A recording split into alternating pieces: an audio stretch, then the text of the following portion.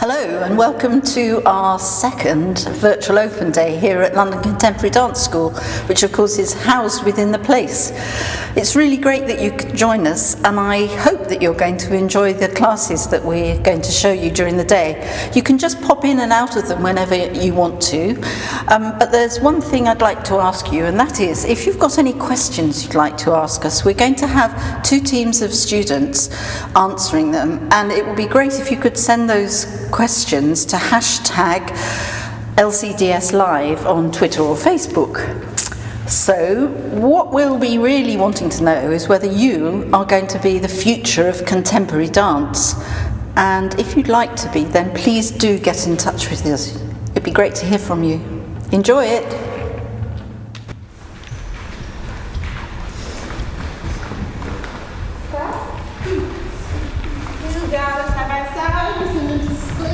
You gather to babies and into spiral. You gather underneath yourself. You touch a little curve here, go straight to the back. Yeah. And then catch a little curve. You gather to my back, to my baby. Into Superman, into lizard. Gather my feet underneath myself, sing side by side. I gather to my back, 2 arms to the sky. Gathering side by side, I send my left foot into the earth. I gather the baby, listen in spiral. I gather through me, gather my feet underneath myself, and touch a little curve, and go straight to the back. We gather underneath myself, send into Superman. I gather left, I gather right. I go straight that way. Gather. Send, gathering, send, gathering, sending, gathering, gathering,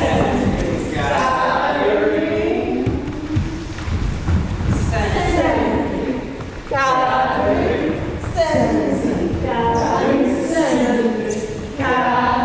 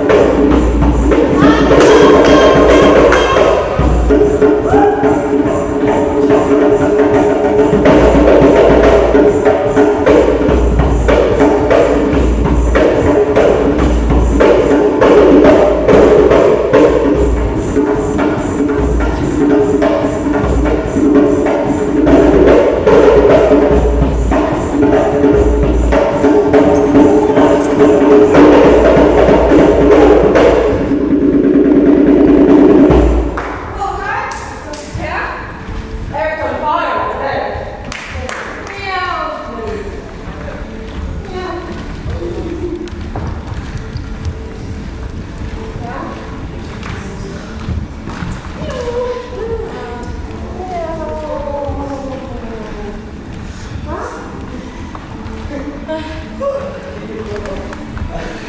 got this really good spot. Maybe need to put back into Superman. Moving my feet.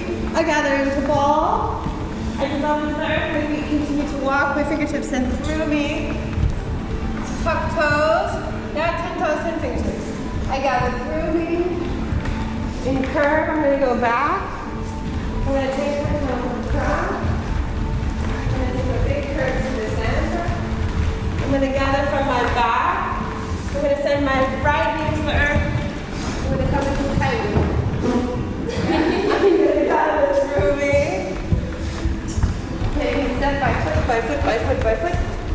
And then cross foot back. I gather through me. Spiral. 2 hands inside my legs, sending in Superman. Closing fingertips, gathering into ball, dissolving into the earth. My left fingertips send through me. I come 10 toes and fingertips, 2 eyes. I gather through me in curve. Right arm and my leg moving together. Going back, back, back, back, back. Shaking my chin onto the ground. Taking a downward curve. Going to the center of the room, gathering from my back. Sending my left knee through me.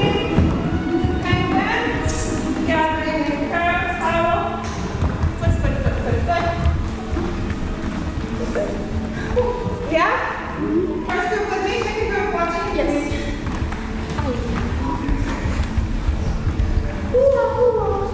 Gathering, send. Gathering, send. Gathering.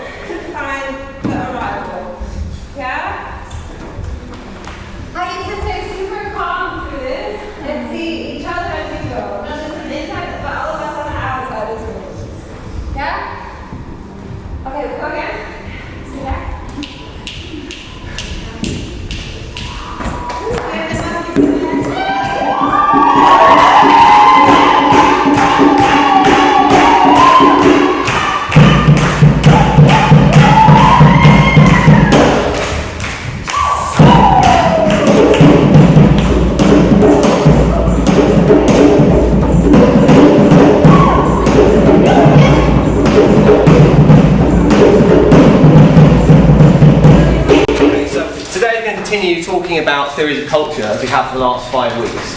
And after reading week, we're going to turn towards. You're right there? Yeah, rejigging. We're going to turn towards theories of the body, and we're going to have 5 weeks lecture on theories of the body. So today, as you can tell, we're talking about nature and culture, and we'll find that, in fact, the idea of culture is often propped up or propped up against an idea of nature. So often there's actually an argument of what's natural, and there's a sort of value or assumption behind that what's natural should be followed in culture.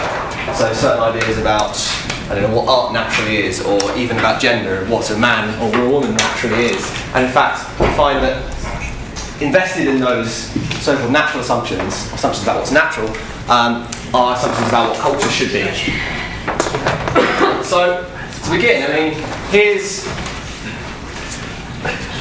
an image which you might think of as a classic image of nature, an Ansel Adams photo. I mean, this presents us a very, very kind of photorealistic, idealised image of nature.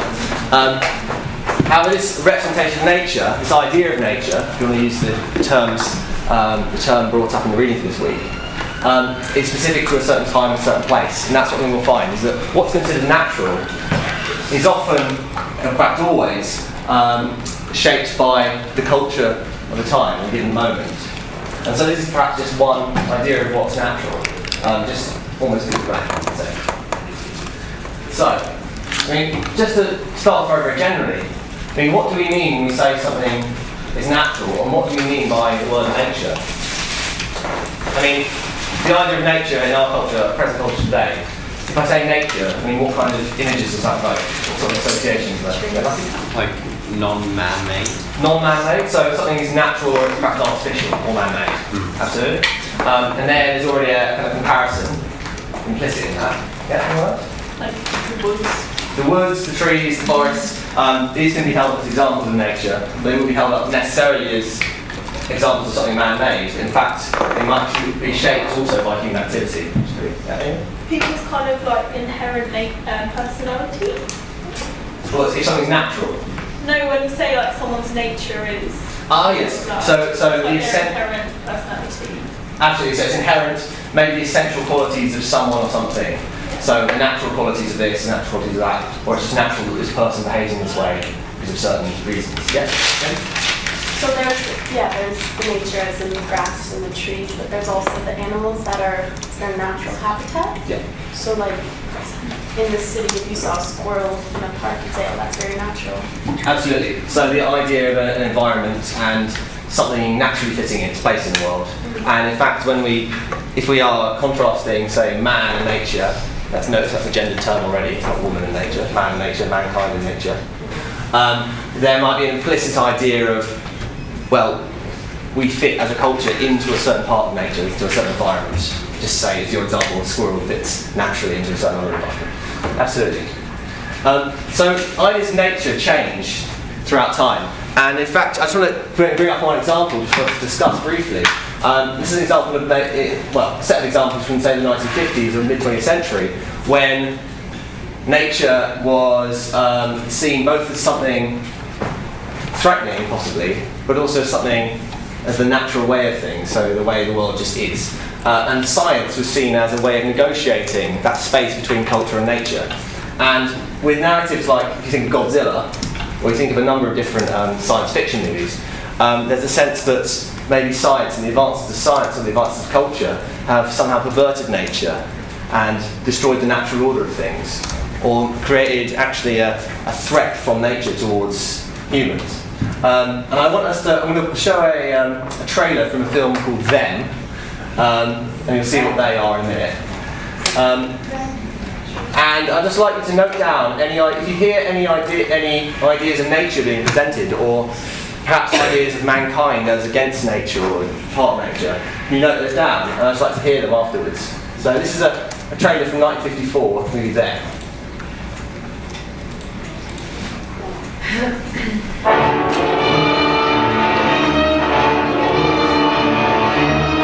I tell you, gentlemen, science has agreed that unless something is done and done quickly, man as the dominant species of life on Earth will be extinct within a year.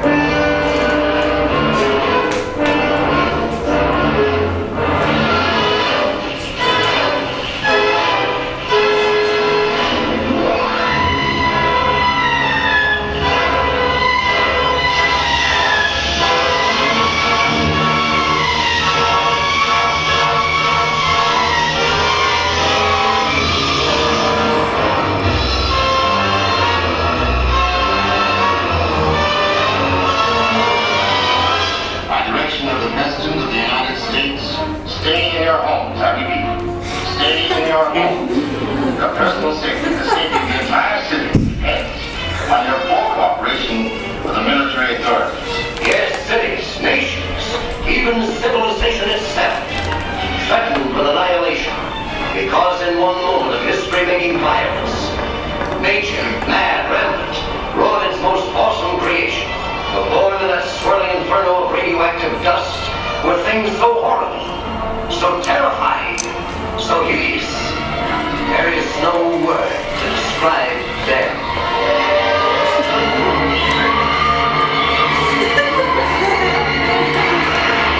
We may be witnesses to a biblical prophecy come true. There must be destruction and darkness come up in creation.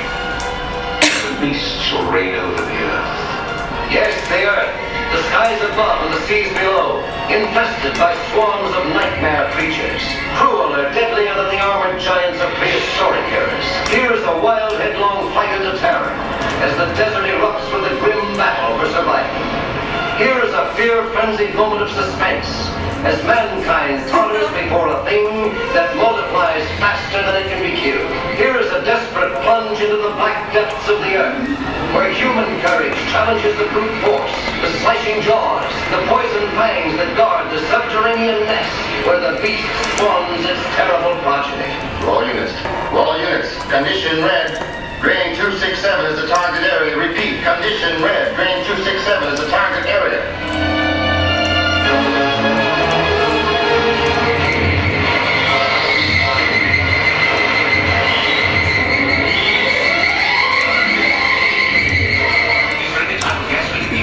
We can't take a chance. It might poison the whole city.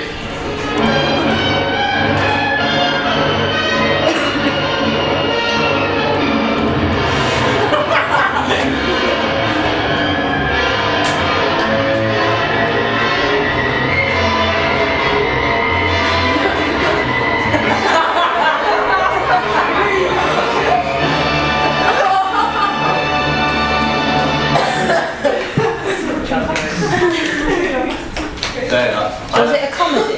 No, it's very much science fiction. I mean, in the same way as like Godzilla or anything currently. But I mean, what the age of it? I mean, it might look funny now, but the age of it kind of.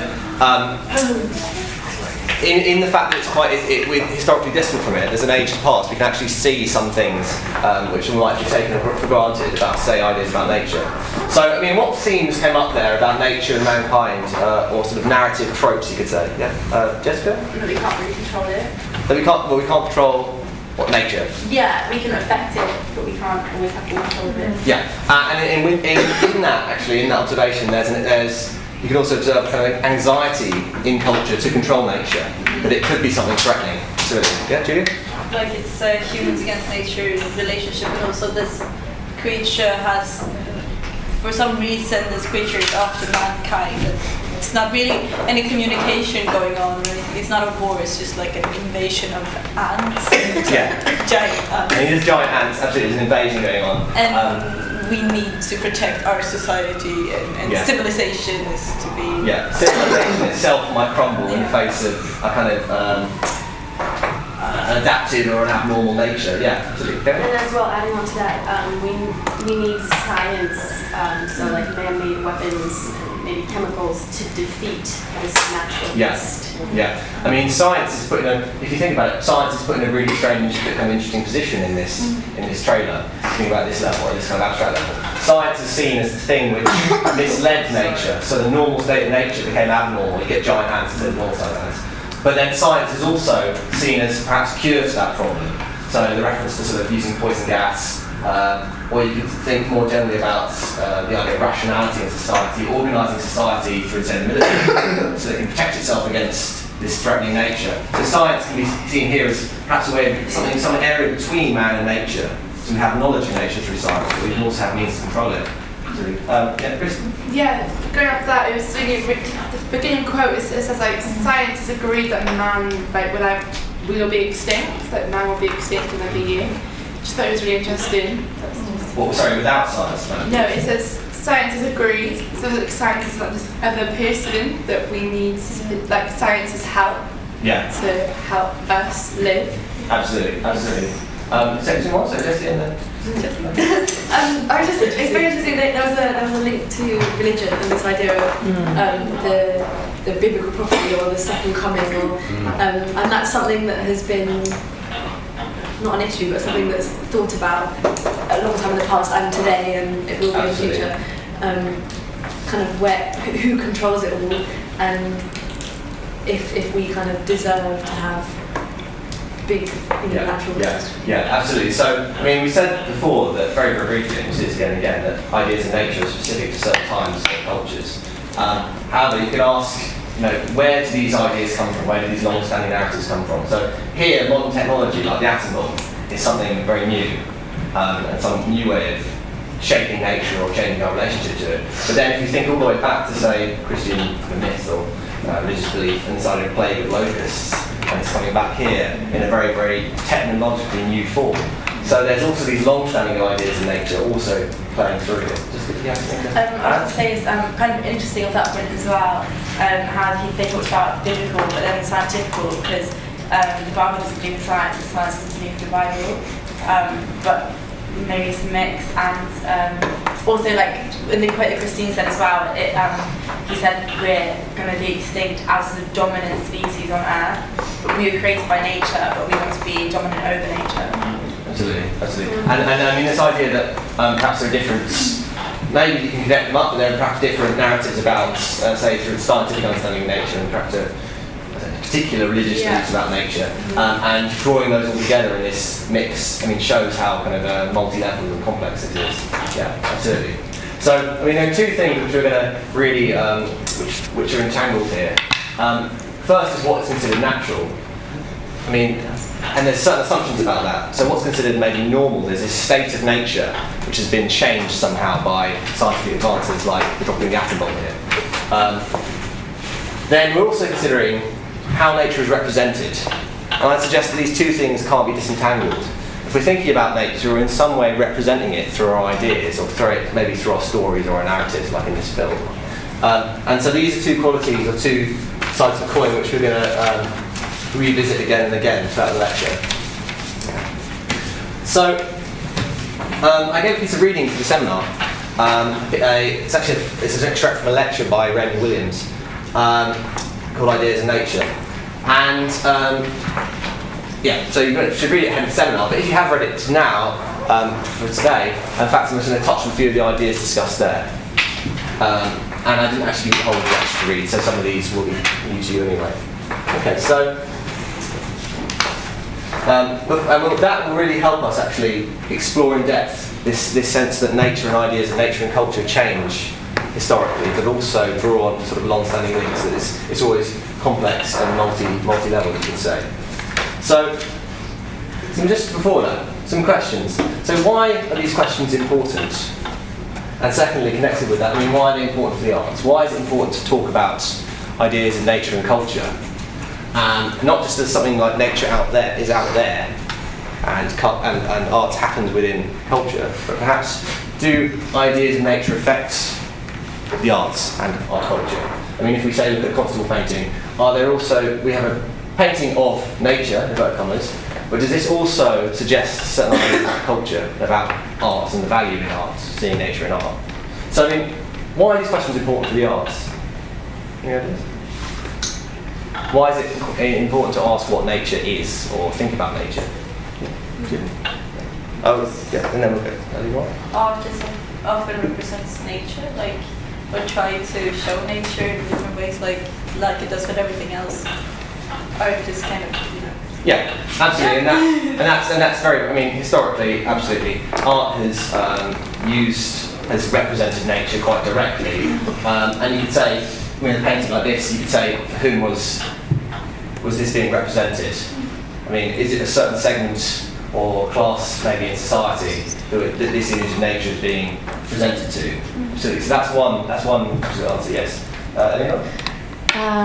Not really connected to the art, but just very important to be aware of, because we need to learn how to respect nature, because after all, nature is what sustains us. So without it, if we destroy it, we're not going to survive.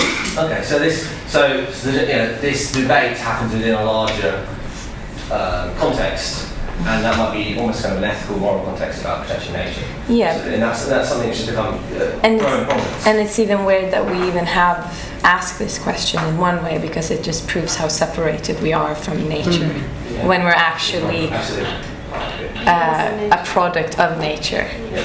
Yeah. So it's a little weird. Yeah. Tamlin?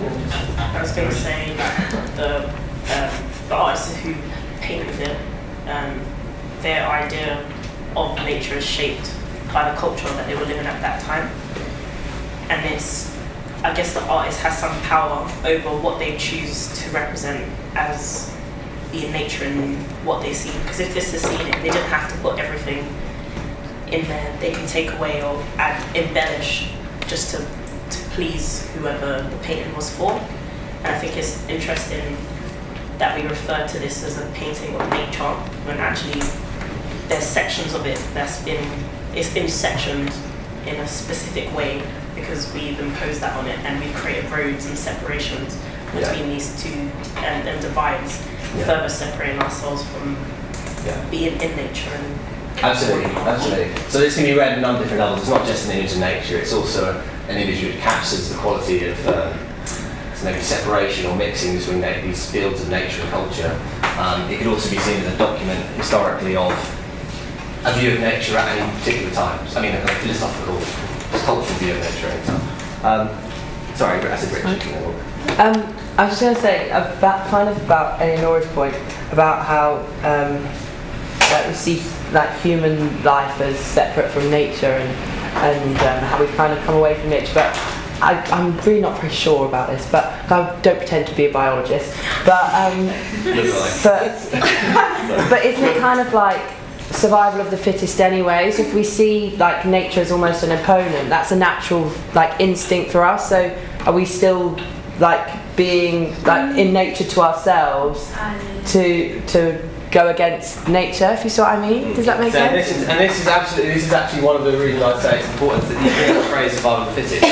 I mean, this is an idea which was developed within sciences, but it's one which is often evoked in fields of culture. Yeah. So within culture, or maybe within business, in a more contemporary example, it's the survival of the fittest. Exactly. So you're having ideas originally designed in the field, designed to describe, explore, understand, and analyse the field of nature being used in a cultural context.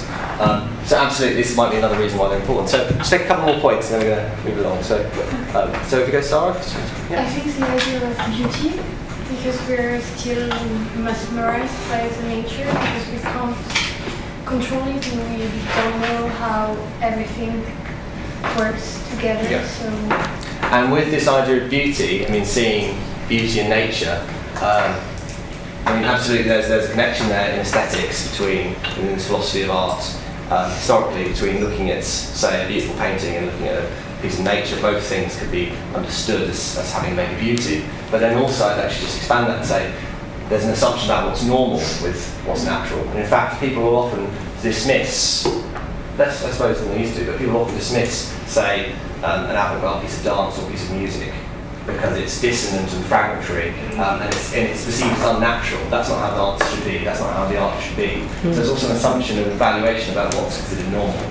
So just Juliet and then That was kind of my point. The nature, what is natural is being used as an argument for what is right. It's in the same way as science was being used as an argument for what is right, like a very strong argument in the 50s. Science has proved. Then science was this big kind of godlike or whatever thing that could decide what was right and wrong. And today we go, but it's natural. I am acting like this because it's in my nature, therefore there's nothing to do about it. Yeah, it seems like something you kind of idea you can deploy, you can say it, and it can't be challenged in some ways. So Eleanor, you make a point. Yeah, back to Richard's point about the fittest one will survive.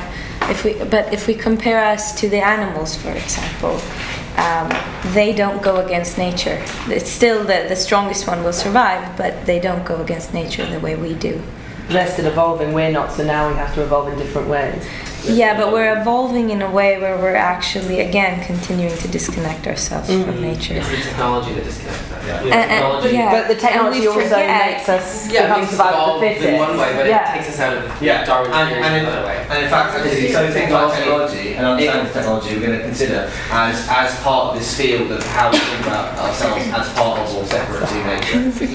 I think we can move on. There's a huge amount to open up there, and we will revisit these issues hopefully throughout the lecture. Because I'm kind of part of the ground. Okay, so to move on to Henry Williams and his lecture, his writing on ideas in nature. So Williams asked how we think about nature, and he suggests it's often opposed to something else. And this is exactly, I think, resonant with what Eleanor was just saying, in the sense that it's this idea of separation. And we say that we own the nature. We say our oceans, our world, our trees, when it doesn't belong to us. I mean, very much the idea of belonging is very kind of human. Yeah, because we chop down the trees and say my tree because it's on my land, my table, and so on.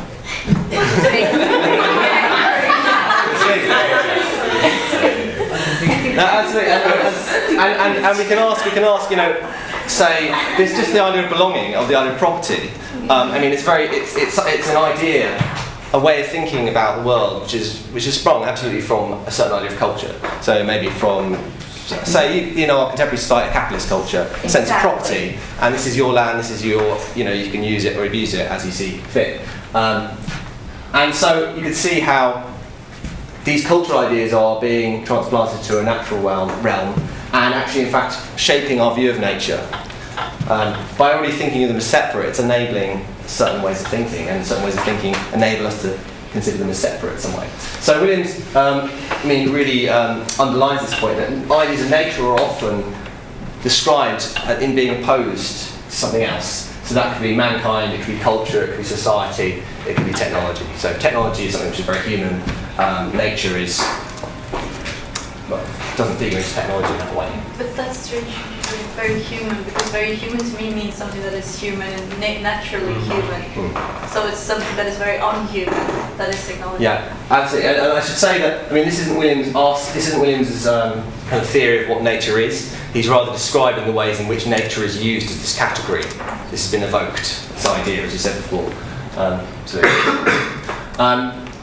So nature is often contrasted with culture, humans, or society, with the world of humans and their relationships. So it's often through contrast that we get an idea of what nature is. Nature is what's not cultural, and culture is what's not natural. So it's back to this thing we mentioned at the beginning, this division between, say, artificiality. So it's man-made or it's natural. That follows this kind of logic here. So I should say that all these lecture slides are on Moodle as usual, so if you want to follow up on any of these quotes, please do. You should be able to find this in the text as well, as part of your read for this week. So this sense of nature is an inherent and essential quality of a particular thing, of any particular thing, is another way of seeing nature, or a complementary way of seeing nature. So what's natural is often what's considered normal, or what's normal is considered what's natural. So if we say it's natural to create art in this way, it's this person's behaviour is natural for them, it's the kind of normal way they're doing it. And connected with this, nature is often thought of as something physical, immediate and real. It's not abstract. So whilst culture is abstract on one side, it's sets of ideas, it's institutions, it's man-made things, it's artificial. On the other side we have nature as something very immediate, something very physical, something very material. And to say it again, this is not sort of Williams's argument, this is just this is rather a description of how nature is often evoked in society, in discourses. And we'll think about some of the implications of this idea later. In fact, this idea has become increasingly subject to critique by, for example, some feminist thinkers. Some people are very glad about it. So absolutely. So there's a number of different ideas here about what nature is. There's something opposed perhaps to culture or to mankind, again, a very gendered term, to technology, but also something perhaps normal. It's just the state of the world before maybe mankind's imposition on it. Okay. So if we, for example, look at another painting here, we can see a gentleman huntsman with his hounds. He's going to the forest, and this is not merely an image of nature and an image of man, but it's positing a relationship between civilization and nature. He is going into the forest, he is going in to hunt, he is going in to do a number of different things. What does hunting perform? Well, it shows he's it's kind of masculine, traditionally sort of masculine pursuits. He's performing sort of masculinity by dominating nature, by going and hunting. Nature is perhaps a resource, something to be used. He's going to hunt. But we see that it's a set of relationships in the world, not just an image of nature which is being shown, but a set of relationships between man and nature, or between humans and nature, generally. So what is often being argued, it seems to me, Mr. Williams, in the idea of nature is an idea of man in society, indeed the ideas of kinds of societies. So when we in fact describe nature, or we represent it in certain ways, remember we said at the beginning that, earlier that you describe nature, but you're always representing nature in some way. In representing nature in some ways, you're in fact also perhaps suggesting culture's relationship with that, or mankind's relationship with nature in that way. Yeah? Yeah, I was going to say,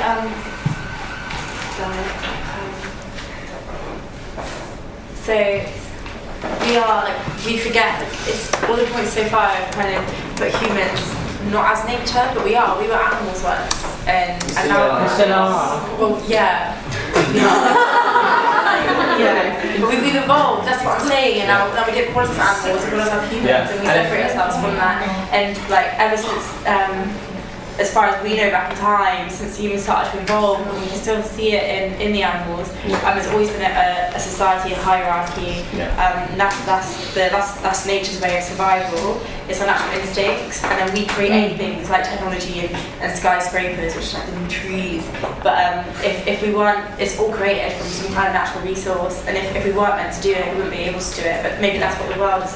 I mean, it's interesting you say it's all created from a natural resource. There's this sense that, and this is again a narrative which often surrounds discussions of nature. There's a sense that there's this thing called nature, and it's now resources which can then transform into culture.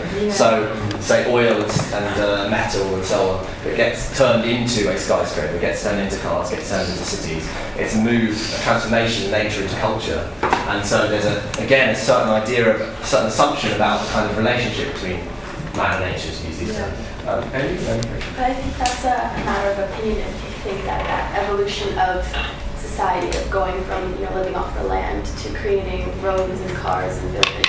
I think it's a matter of if you think that was natural, if you think that was forced.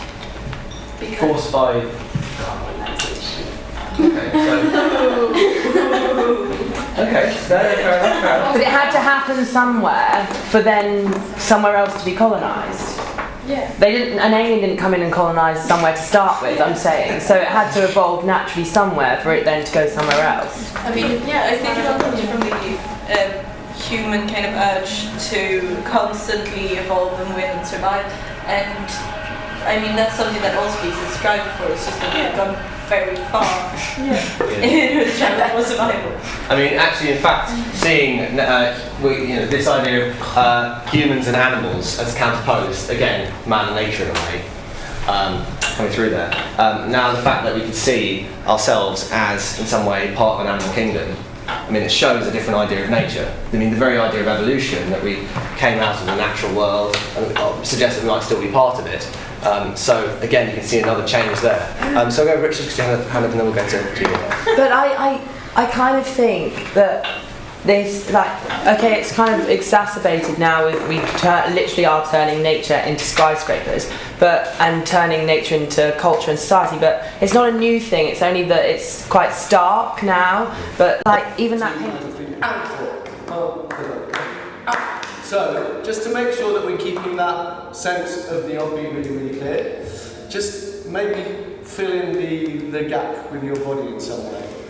And like we're bouncing, keep the pulse bouncing in your body as usual. So,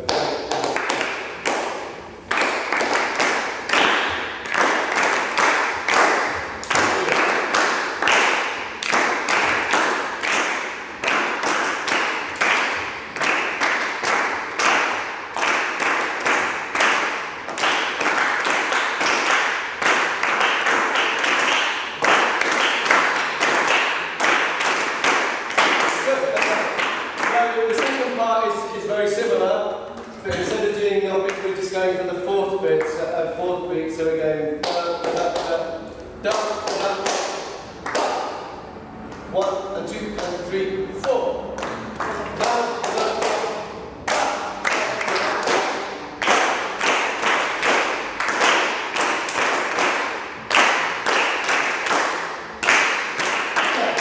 So the whole of it, and if you could just keep that going. 2, 3, 4, 5, 6, 7. Keep going.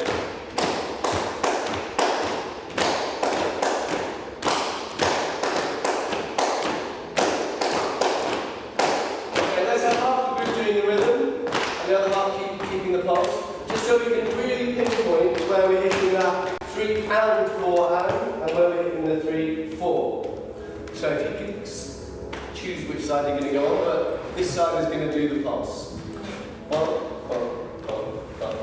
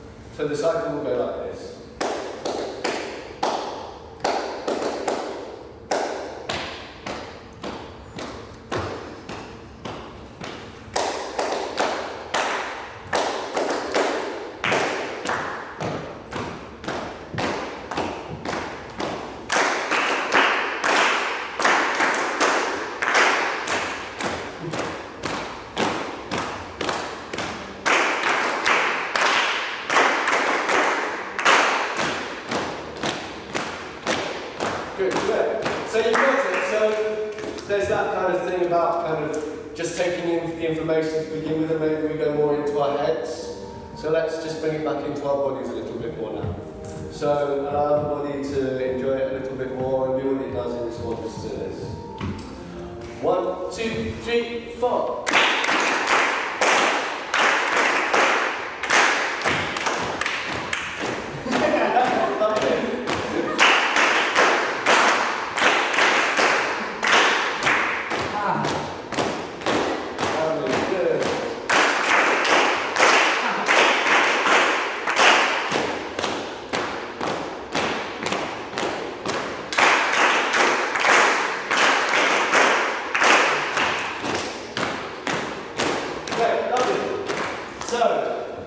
Here comes the maybe tricky bit. So one by one, in that gap where we're just keeping the pulse, we're going to do little solos, one by one around the circle. Now, a solo, what does solo mean? One. It means one person, yeah? So one person's doing something. It just means that one person's doing something. It doesn't mean that you have to be fancy. It doesn't mean that you have to be clever. It doesn't mean that you have to be creative. It doesn't mean that you have to be anything other than one person doing something while the rest are keeping the pulse. So, if a solo for you means that all you can do is just go 1, 2, 3, 4, 5, 6. If that's all you can manage, that's perfect. And what's the point of the exercise? The point of the exercise is to see what happens when you're on your own and you have all the things that it feels like to be on your own doing something rather than with a group of people, and what it's like to keep that sense of a nice simple eight going on underneath. You'd be surprised sometimes an eight can suddenly seem very strange when you're put in that situation. So there's no expectations other than doing something on your own over the top of the pulse. If you want to be fancy, that's great. But if you don't want to be fancy, you don't have to be. Okay, we'll start with me. You okay to go on this way? Yes. 1, 2, 3, 4, 5, 6, 7, 8.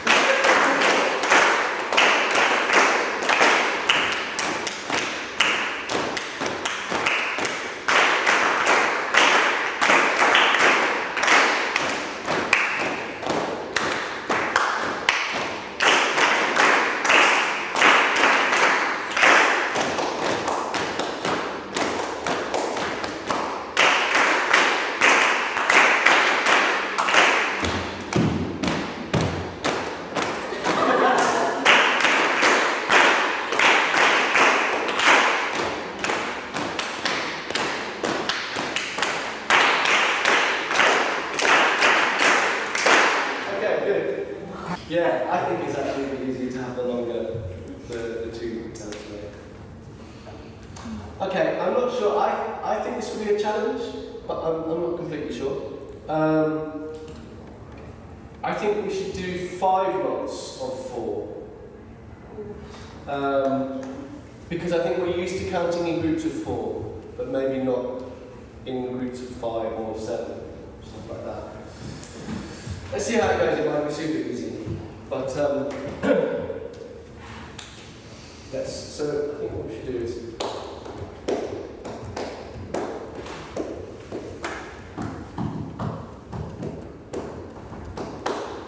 Because we're going to change the rhythm slightly. So it's going to go dun, dun, dun, dun, dun, dun, dun,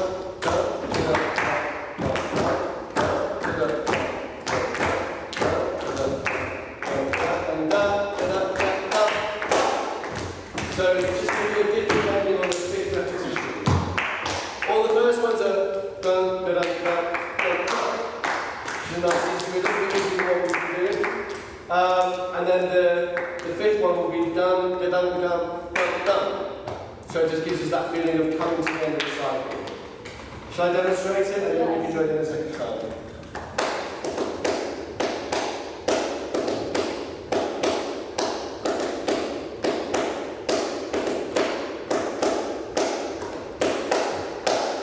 Yeah? Get the idea? So I think the challenge is that we want to finish after the 4th one. So it's counting 4 and then the 5th one and doing different ending on the 5th one. Let's see what happens. So we'll just do that together and then we'll do solos. Yeah? 1, 2, 3, 4.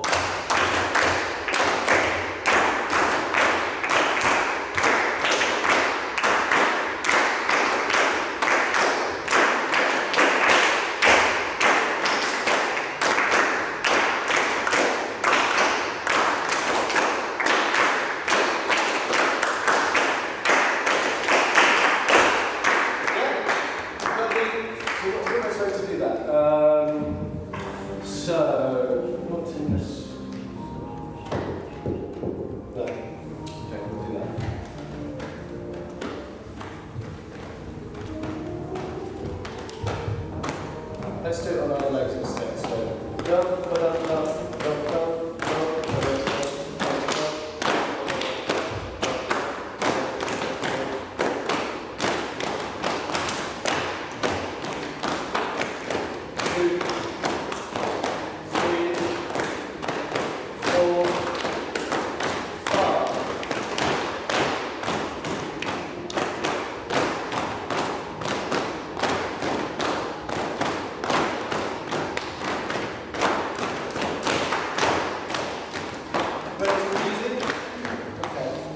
So let's see if, rather than having a gap in between, no, that's not going to work. Let's do this then. That whole pattern we did, and then we'll do just to mark the difference. No. Let's see if we can just go from one to the other doing solos without a gap in between. So everyone's going to do this.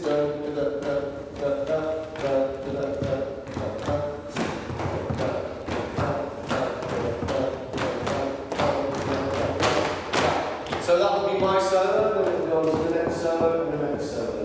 So there won't be any clapping apart from the person who's doing the solo. Does that make sense? Are we still doing the props while the solos are going on? No. So we're doing that while someone does a solo. So we're doing it on our legs. So we're keeping that rhythm going and someone else is doing a solo over the top of the cycle. Okay. Make sense? Yeah. 1, 2, let's do it all together, then I'll do my solo and we'll go over this one.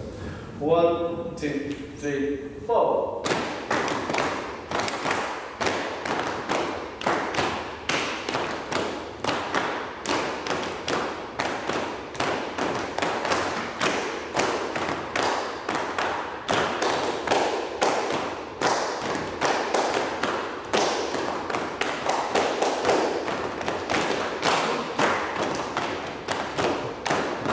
We need a gap, don't we?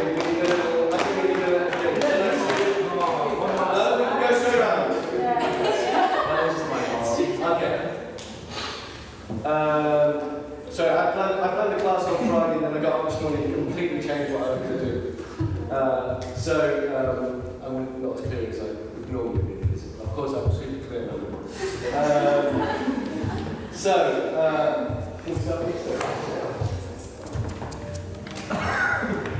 Oh, 1, 2, 3, 4.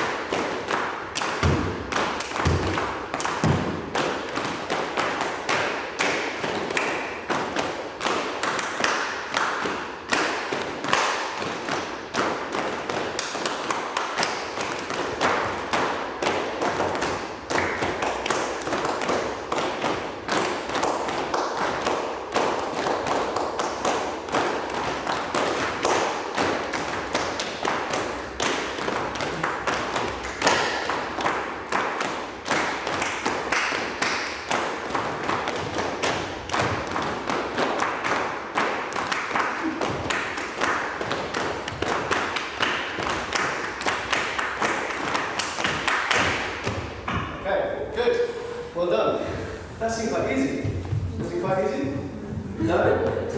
Oh, you made it look really easy. What was not easy about it? I found myself really stuck in the so I was just going and I was like, oh yeah, and then I realised I was just like mirroring the rhythm, like it was so easy to get like stuck into. Yeah. Okay, well that's really good. I'm glad that you found that, because then that means there's something to dig into here. Yeah. You all did it very, very well, so I was thinking, oh wow, this is just too easy for you.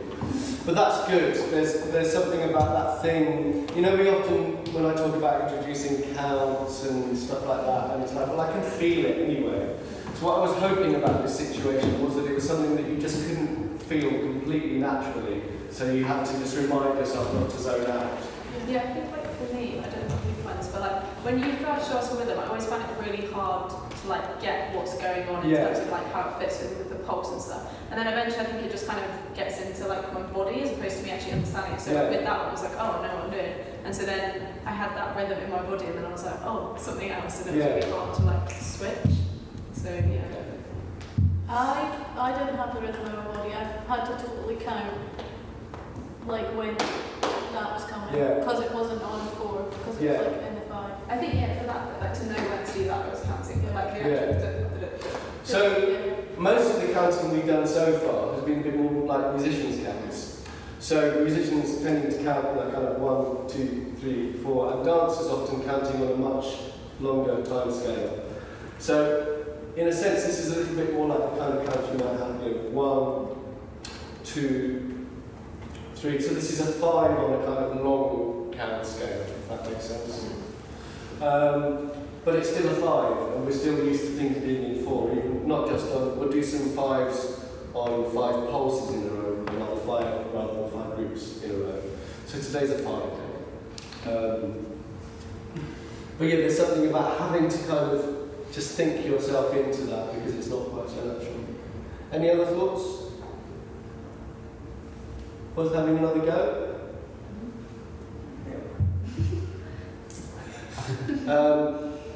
Enough challenging there to have another go? Yeah? Okay. Although, I think what I was thinking of doing was splitting the group into half. And half of us will be musicians, and the other half will be improvising to that 5-bar cycle. Does that sound like that could be an interesting thing to do? Improvising with our hands? No, with your bodies. So you know the way that I normally say, okay, I'm going to play some music and you're going to do stuff too. Just to see if it's possible for you to move and keep that 5-bar cycle in your mind, and then we'll swap over and do the other way around. So, would you be okay with moving this side of the room first? Yeah? Yeah. In fact, why don't we...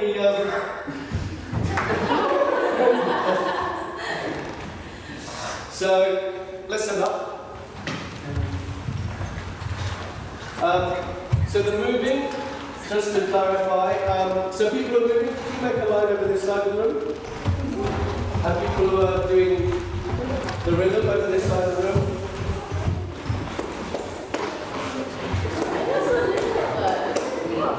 Okay, so maybe we need a couple more musician people over this side of the room. Because you're going to swap over anyway eventually. Is that 1, 2, 3, 4, 5, 6, 7, 8.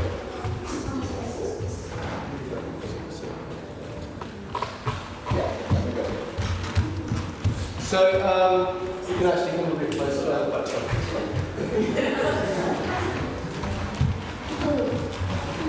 Okay. So, we're going to do the music. Now, you're moving, as always, the moving is not a test of how brilliant a mover you are. It's just, can I move to this thing while keeping this thing in mind? So sometimes when we're doing listening stuff, it's, can I move to this thing whilst keeping the energy of the music in mind? This time it's, can I move to this thing and keep this rhythmic cycle in my mind? And that's all. So you could just be going like that, moving the whole of your body. Why don't we do that? Since we've got equal numbers, now that we've established which group is which, find a place in the room where you're paired up one musician with one mover, and just go and stand in that part of the room. Lots of space.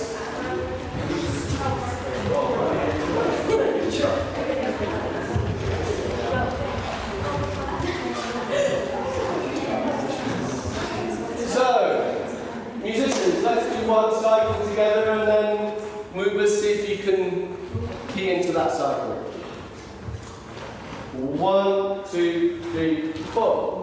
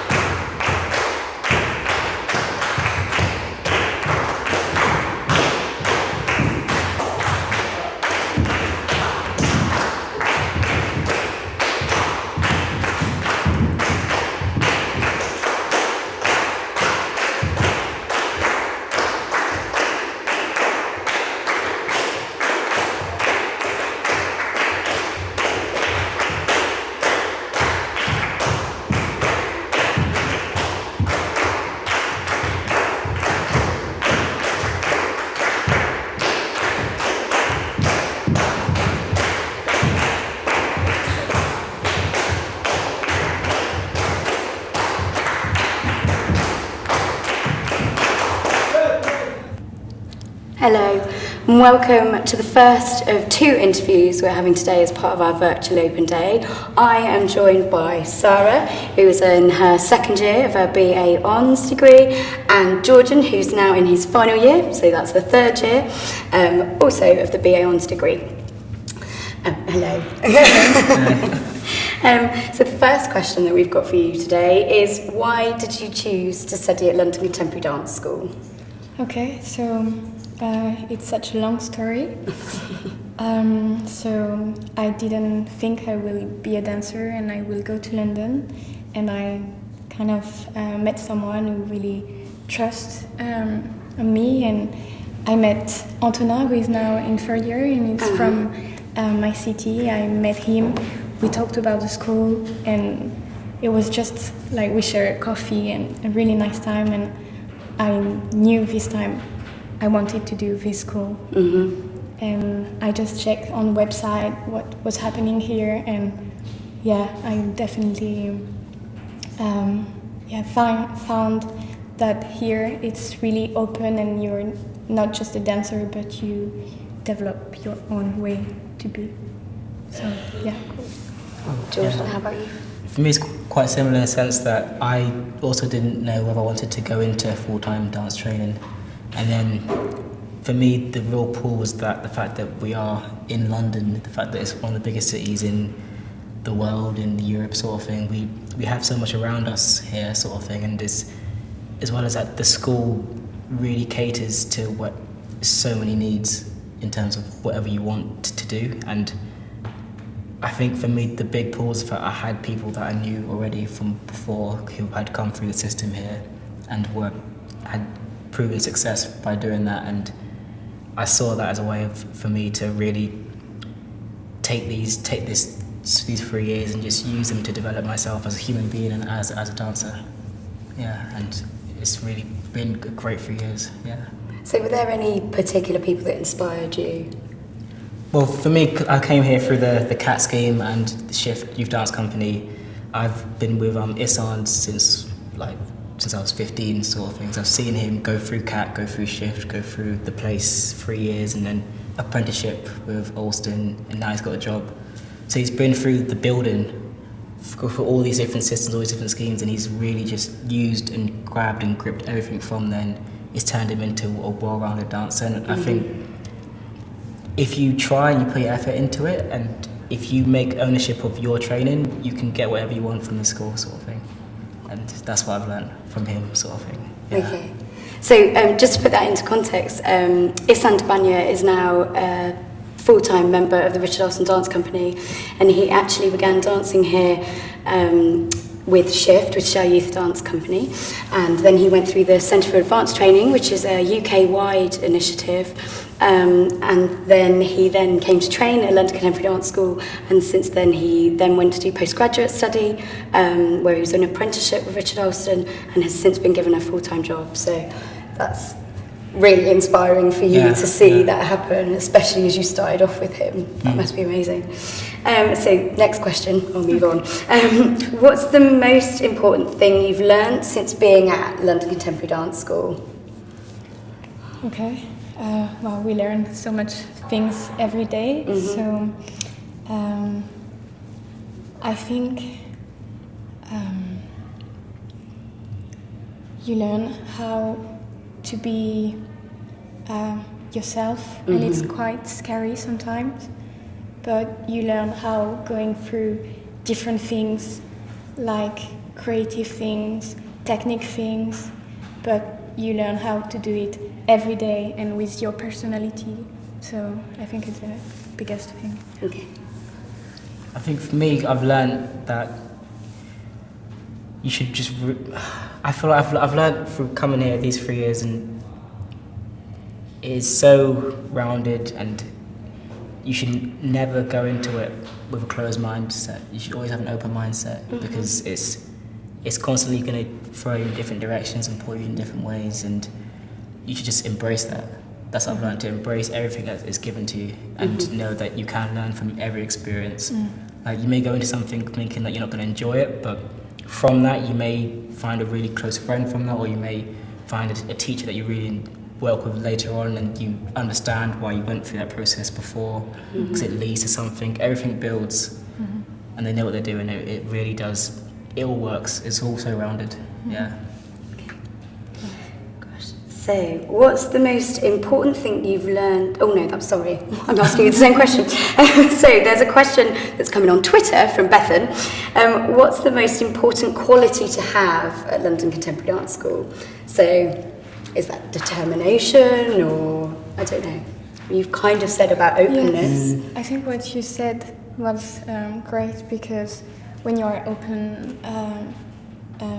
for everything, you are passionate and you give time to. Sometimes you struggle, but you learn so much from it, and you don't have to close yourself. So the best quality is to every day, even if it's hard, even if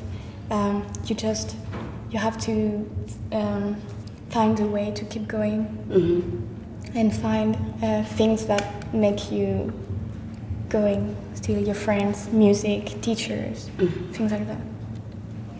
Yeah. Anything else to add? I think just for me the best quality to have is to be present and to not, I think, to stay concentrated whilst you're here, whilst you're in the degree, the course. I feel like through every lesson, if you're always present and you're always taking stuff in and absorbing things, then that is the best quality to have, because 10 years down the line you can remember every single lesson that you did, and because you know that you were present in those lessons and you didn't slip out of focus. I think that's the main thing, being present in space. Cool. How do you feel you've bonded with your peers? So, for example, you're now in your second year. How do you feel that's worked since you've done 1 year with them, you're now going on, and then you've got this really intensive third year that you're coming up to? How do you feel your relationship with the other students has worked out? It's like my second family. Okay. Because we came alone here, and we need people that look after us every day. So yeah, it's really like we know each other so well, and now first year was a bit hard to a bit stressed and a bit I didn't know who I was, and now I really feel that we are all together moving, and we are so a bit sad. We are already in second year. Time flies so much. So yeah. And how did you feel making that transition? Because you come from France, don't you? Yeah. Yes. How did that work in terms of coming to London? Amazing experience. I think I learned a lot about England, but as well about France, because you kind of have a mirror of who you are, where you came from. And it was really challenging to express myself somehow in another way. And I remember the first time I did talk in front of the class in cultural studies. Okay. It was really challenging, but when I did it, it made me really, really, really happy. Okay. That's a good example to use, because we showed a session with cultural studies earlier, so people will be able to relate to that. Okay. And what about you, Jordan? So now you're in your third year. How do you feel your relationship with your peers has changed, or?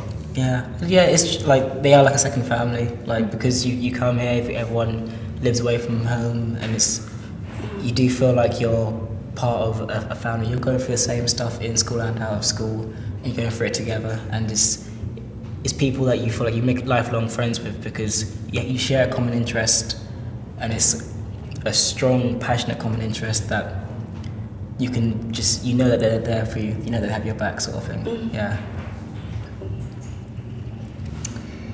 Oh, so we have another question on Twitter, and this is from Bruna Silva. Is it hard being away from home? Did you ever want to give up? Yeah, that's a great question. So somehow it's good to be away from home, because when I come back, it's so great. I spend so much time with my families, and I enjoy all the time I spend with them. So I think it's just like Sunday morning when you wake up and you used to have a huge breakfast with your family. It's just maybe a bit sad bit of it, but you learn how to make it with your second family, with your friend here. Yeah. How about you, Jordan? Yeah, I think similar to that is the sense that you do sort of have people that will also support you as you go through this process. So you may be afraid at first. At first I was afraid to move out and stuff like that, and you gain a lot of maturity from it, and you just feel like you grow in these 3 years. Maturity is one thing that I've grown a lot, because before that I wasn't very mature. And you learn there's certain situations that you have to, and it's hard, but you just have to do it, sort of thing. It's yeah, it works out. Cool. So next question. How do you feel you've evolved as an artist throughout your training so far? Jordan, do you want to answer this first? Okay. As an artist, yeah, I think because I came in with a mindset that I just wanted to choreograph, and that was the one thing I thought I wanted to do. And since doing these 3 years, I've realised that there's so much more that the dance world offers that I'm interested in now, and it's made me a lot more open. And as an artist, I feel like I've so much that I want to give back, sort of thing, and perform and maybe hold events and just more things, maybe like write blogs or reviews, or just like there's so many things encompassing this world that we're in that I just want to delve into and go into, because these 3 years I've grown as an artist, but I know that I can grow even more when I leave, sort of thing, and keep on growing. You never stop growing as an artist, I think, and these 3 years has taught me that. Yeah. Okay. Yeah, it's really similar to you. It feels that London is really connected with all the art, and the school is really connected with other art schools. So all the we have more than just technical classes. We have that to have the base, but then we have like Gaga for developing your creativity, and we have improvisation, and we really felt this year that we really moved on another level with the group. That we trust each other and we go furthermore. We ask questions with our body, and yeah. Yeah, I think like with that Gaga comment, I felt like LCDS is constantly present. It's constantly in the here and now, and the timetable will always change to be with what is currently going on in the dance world at the moment. Bringing in Gaga and Flying Low to the curriculum has really pushed it to be present and constantly like forward thinking, I'd say. And that helps you to, when you come out of the 3 years, be ready for the outside world, because at the moment you're being trained to be ready for the outside world, and the curriculum suits that. I think bringing in the improv and Gaga, yeah. So what is your biggest source of inspiration for you at the school? Like you mentioned earlier, seeing other students who've progressed from where you were, going through to be professional performers and being given contracts. Are there other things, the teachers or other performances? Okay. Biggest source of inspiration. I think for me, my recent biggest inspiration has definitely been Crystal Pite. Okay. Like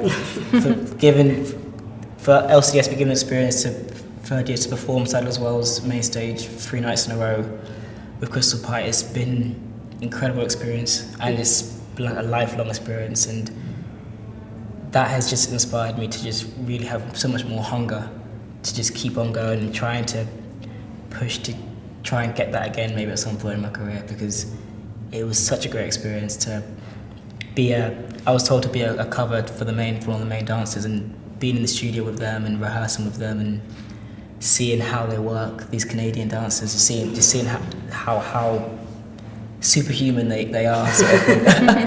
It just makes you just feel like, yeah, it's really inspiring to just push and push and push and just determination, and just keep on going. And so that project, just to put it into context, that was with 60 other dancers, was it? It was a lot of you, wasn't it? So the Place and Central School of Ballet. Yeah. Brilliant. Yeah, it was good. Quite intense. It was 3 weeks of just amazing, yeah. I loved it, yeah. Fantastic. And I watched it and I loved it too. That's good. And it's so great to see that the third year we know them, we danced with them and we saw them at Salles as well. It was like we were all almost crying just because, it's really like dance is not really far. It's just here. Okay, it's quite nice as well as you talk about each other as a family. Yeah. Of course, you would be involved when you're watching your peers on stage, but also that could be you in a year's time, I guess. Yeah, that's quite. It's good that the schools gave us that opportunity. Like, we didn't have to do it. The school gave it to us to do, and it's just incredible. Yeah, and after the show, seeing people from school, like second years and first years, like.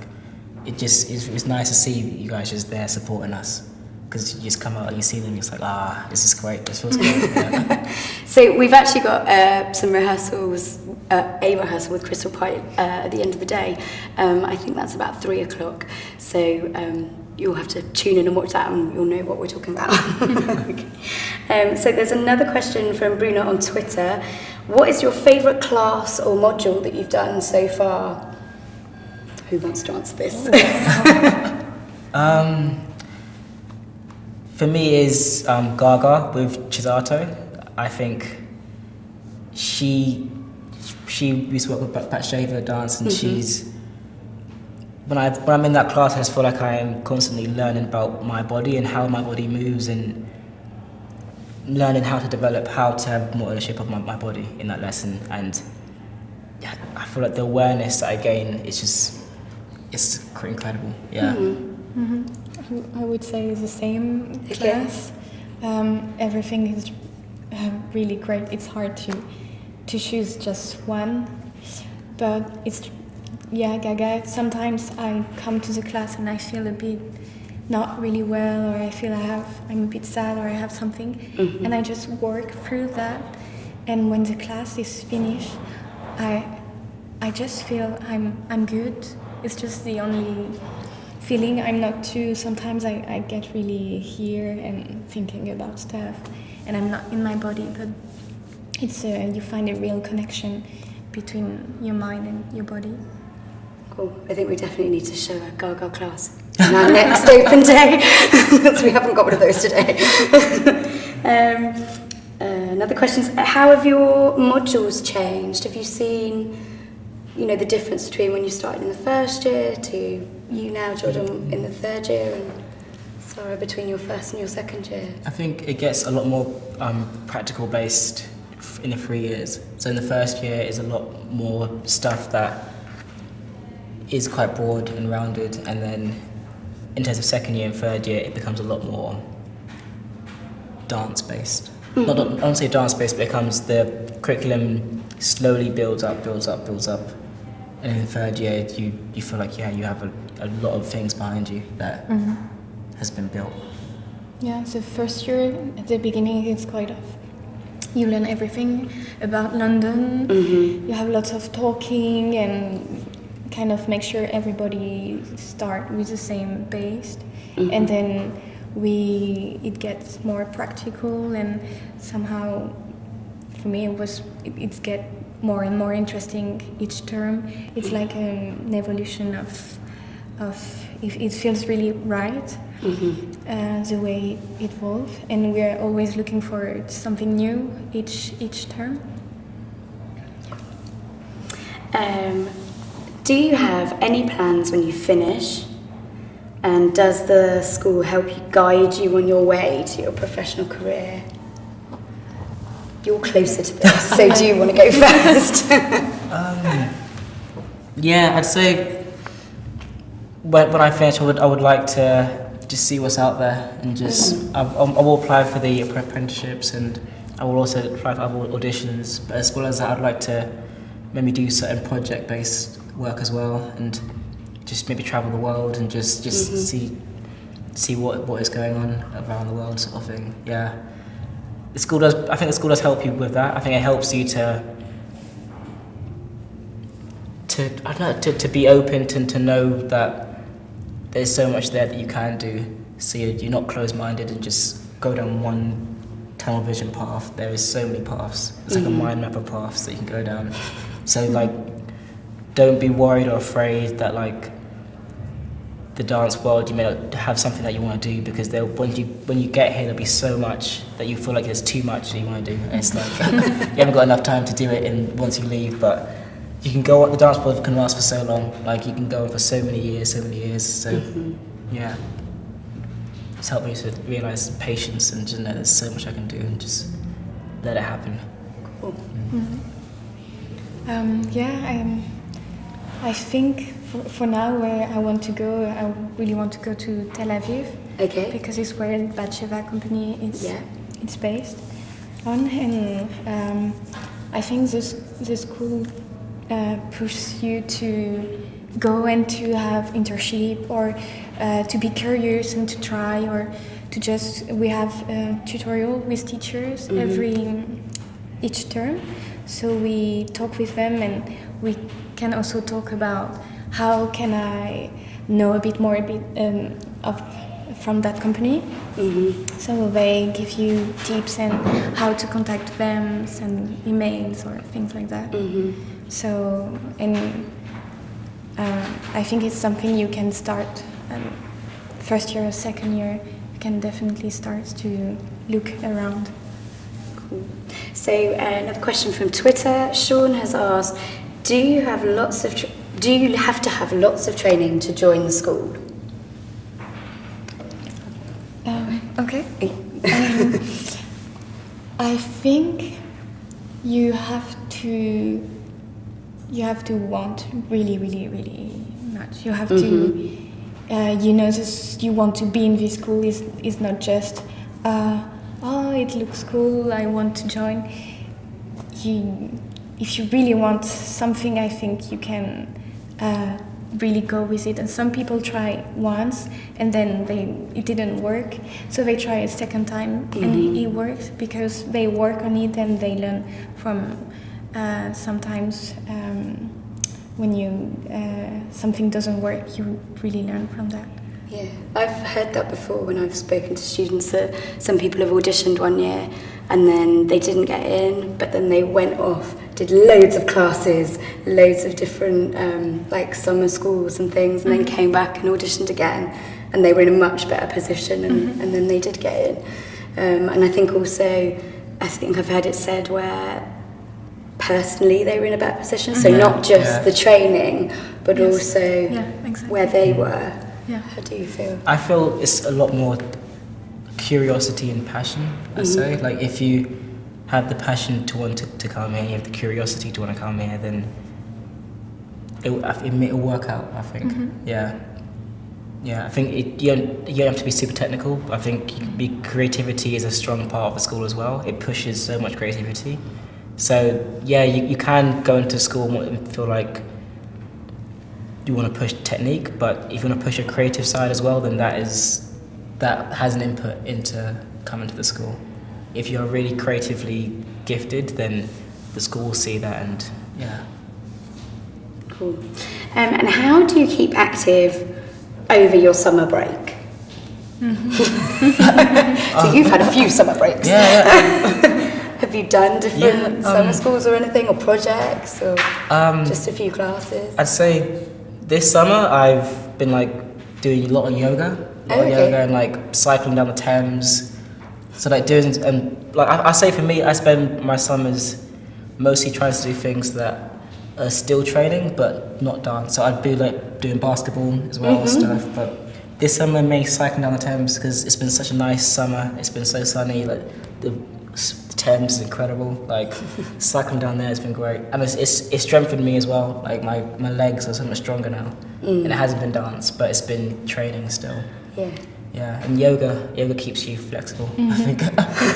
And strong. Yeah. I didn't at first. I didn't really do it much, but I think now yoga keeps you very like core strength, and the cycling is just fun and just it's good.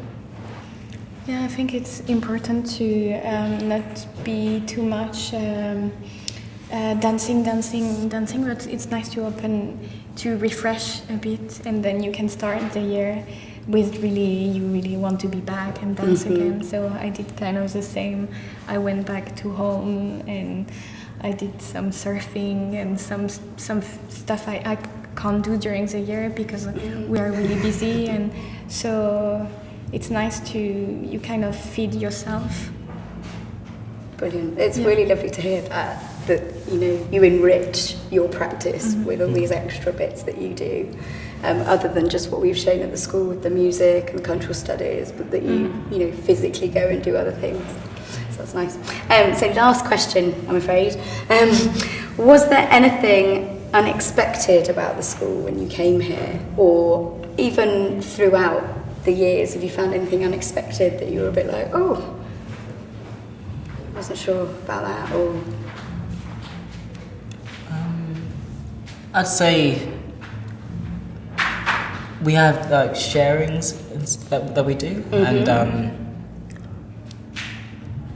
you see that there is a very certain things are very like experimental, and certain things do push boundaries, sort of thing. And you at first you're like, oh, okay, what is this? But then like you learn to accept it, and you learn to appreciate it. You learn that we are artists in that sense. So I wouldn't expect it to be as broad in the sense of we are artists in that sense. Like we are pushed to be broad and pushed to take risks, and people do take risks. Yeah. And so, have you got anything to add? I didn't expect to have so many opportunities to see show. Oh, okay. Yeah, the school has many time tickets for going to show, or some edge company in the theater, so you can go and you can see 4 times a week show. Or, there are lots and lots of things you can see in the school and a bit around the school as well. Yeah, I'll just add to that in terms of we have a full theatre programme here at the place. Within our theatre, and we're literally just down the road from Sadler's Wells where you were performing. There's a lot going on around here, isn't there? So yeah, it's like the hub. Yeah. Okay. Oh, there's a last one from Twitter. How did the third years get selected for Cal Arts? Do you know anything about that? Oh, so we have exchange. Yeah, we have an exchange program that happens first term of third year, where we exchange with schools from across the borders, across the world, and you have to apply for it. You have to apply to do the exchange, and 2 people get selected, and they go across to move to America, to California, and people come from there here for first term. So in first term of third year, we do have exchange students from all over the world come in, and it's nice to be with people who have a different training and see how that's affected them. And yeah, it's a good program. It's a good exchange program. Yeah. Cool. I think we have to wrap up now. We've run out of time. But thank you to both of you for dealing with all those questions, taking the time out. And thank you to you for sending in your questions on Twitter and Facebook. We do have another interview later on at 2:30. So that's with 4 first years. So they'll have lots of things to say, I'm sure. So send in your questions for that. And we'll see you later. Bye-bye.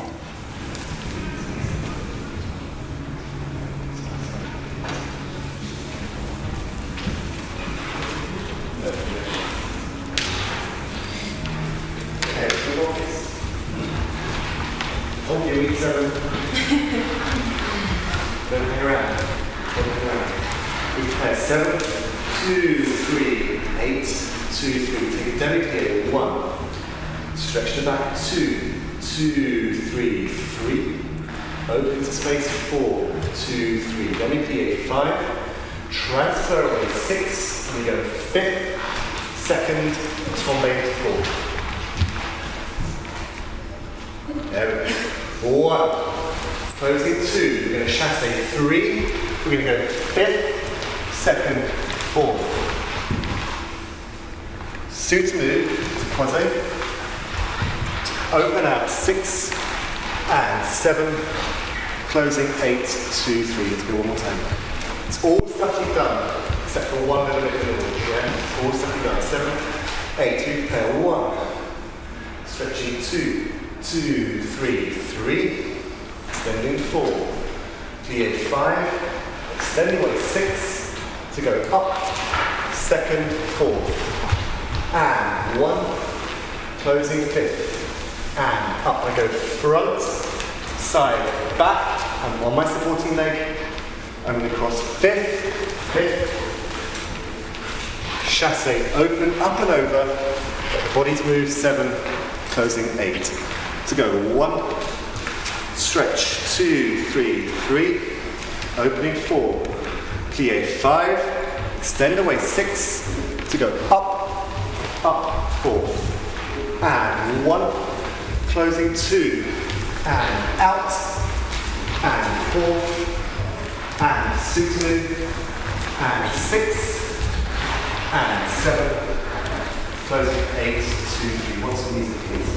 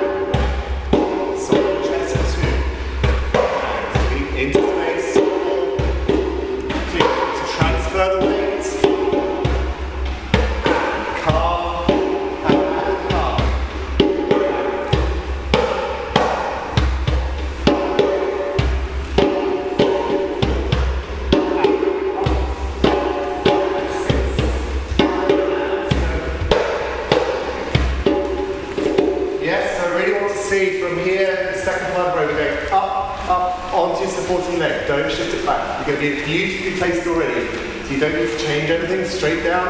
I'd like to see 5th, 5th. From there, a chasse. Yes, so show me the discipline of the 5th positions.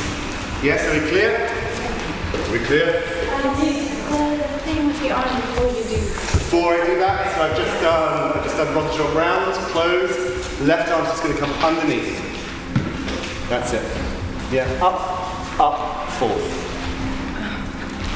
That's it, good. Good. Don't walk away backwards. Don't walk away backwards. Same way.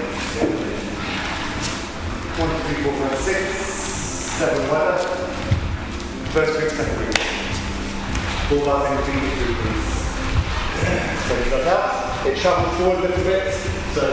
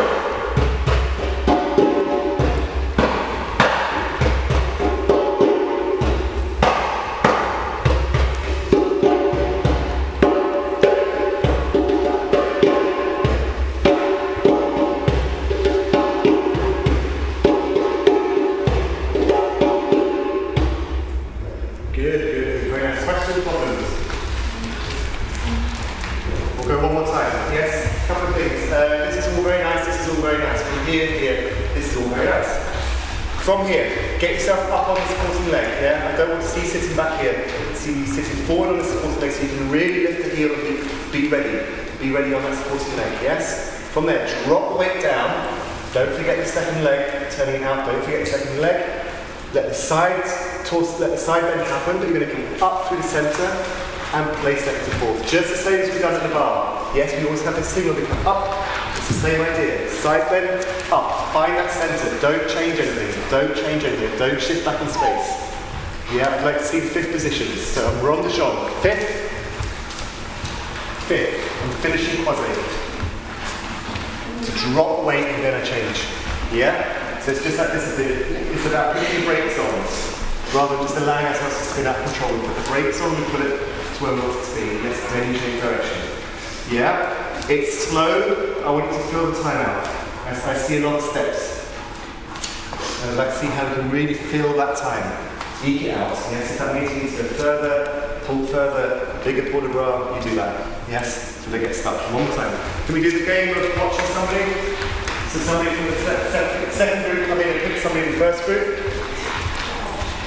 Second group come and pick somebody in the first group. First group, hand up. First group's hand up. So somebody from the second group go meet these people. There'll be a trio somewhere. So you're around. Can we do the one going around? The one supporting going around. So that's a bit more music. It's helps to feel music a little bit.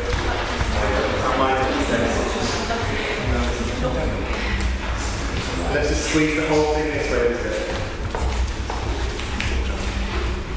Do you have a right wheels?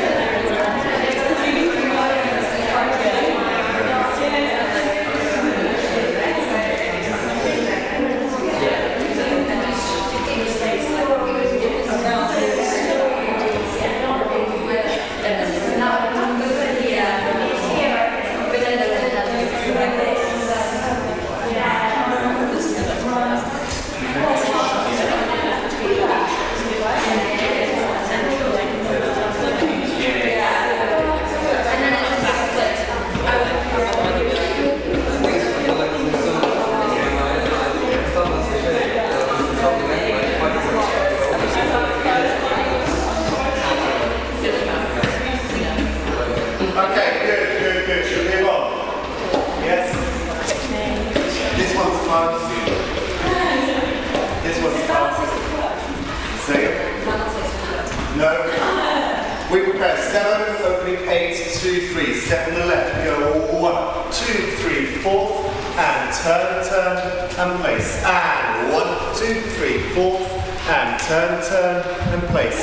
On your leg. 1, placing 4, turn, plie, stay in the plie to shift. Back, 2, 3, back, 2, 3. Tombe, pas de bourrée, hold. Got it?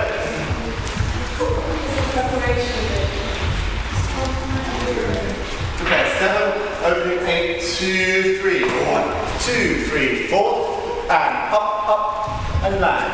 And 1, 2, 3, 4, and up, and land. Calm.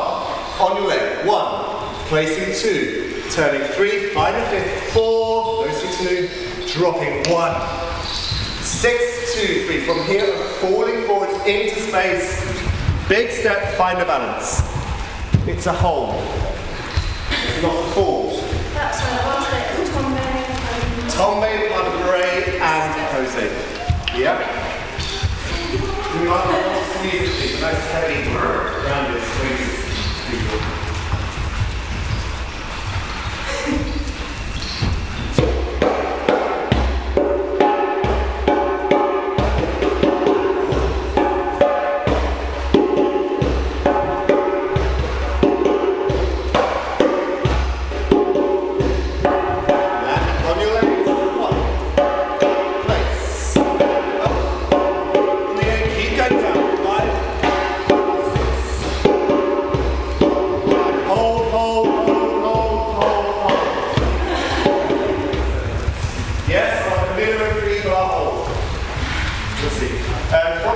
Shift back in space. Shift back in space. Shift back in space. So I've got somewhere to fall to. Next step. Yes? Are we clear, people? You're right to go where? And then a knot.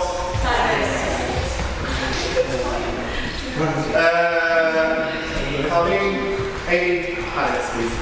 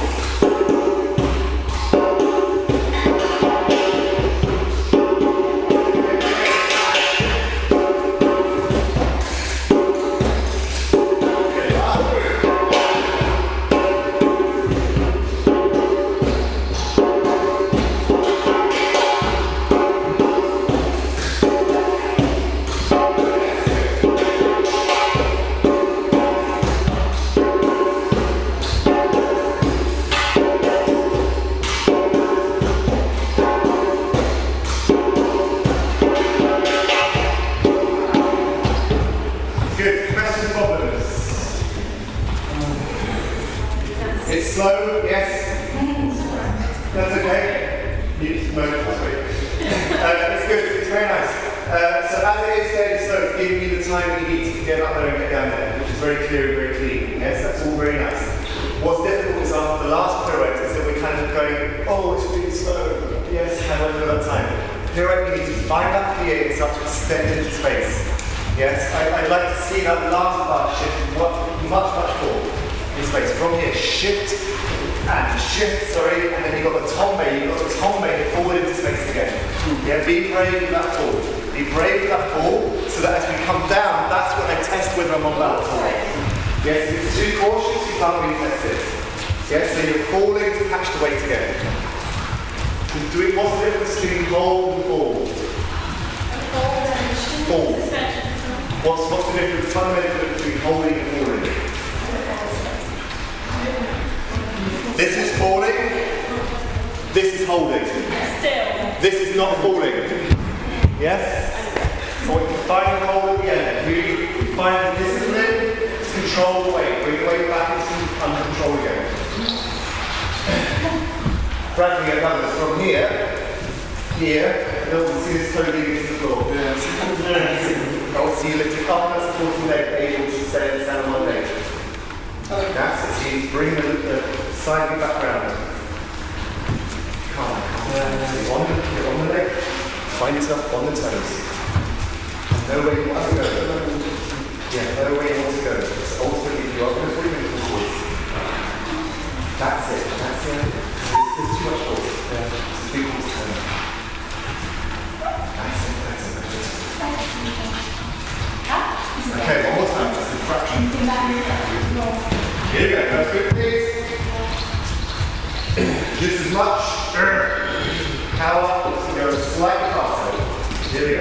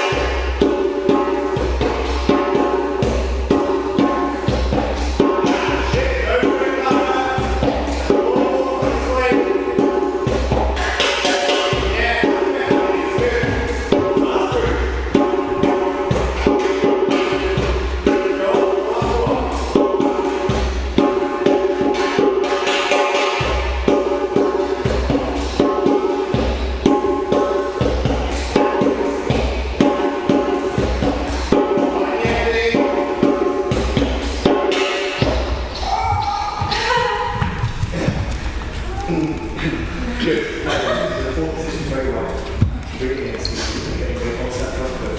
You're onto this, press the heels of the foot. Bring it sitting down.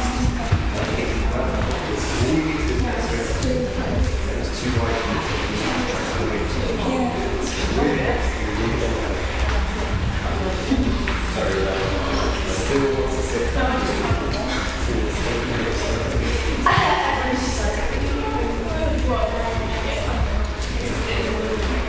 Okay, good. Let's take our warm-up jump. You have to take a deep and up and down and up and down and down, up and down and a jump and a jump and a jump and a set.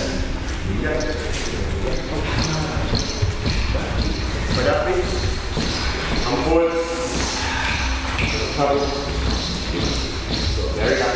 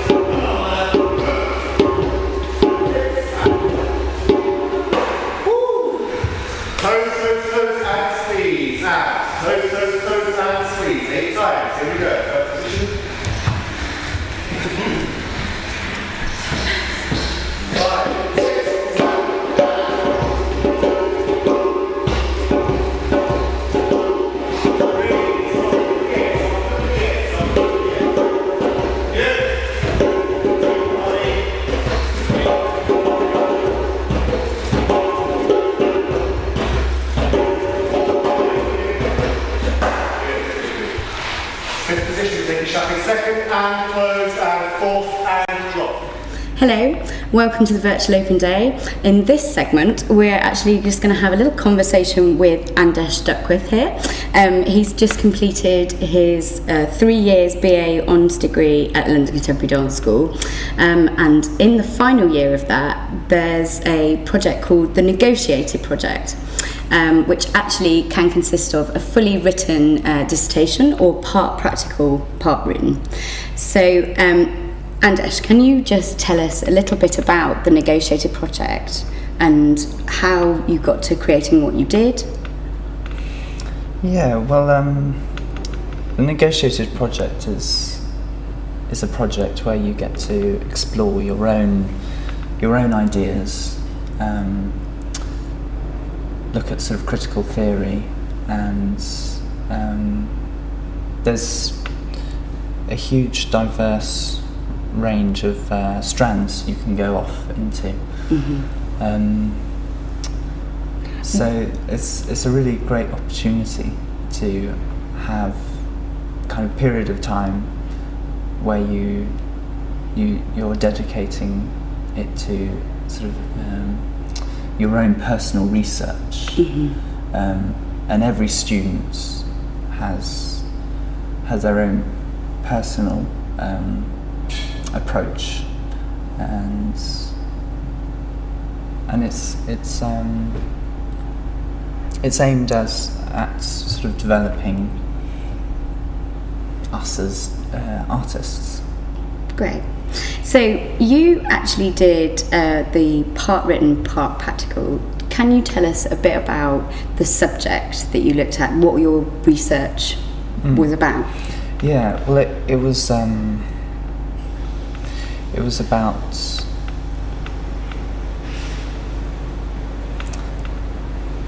I had this sort of need to explore a relationship that I saw, which was, or I kind of had come over the 3 years to find, which was borders and boundaries that existed both in landscapes and cityscapes, but also I saw kind of quite clear links to the borders, for example, in gender and in race and class. So that's sort of was the starting point for my project, but it did develop a lot over the process. Yeah. And how long was that process? It was about six months. Okay.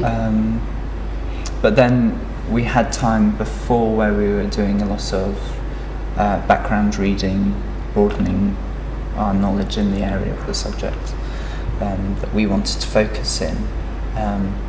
But yeah, we had about 6 months,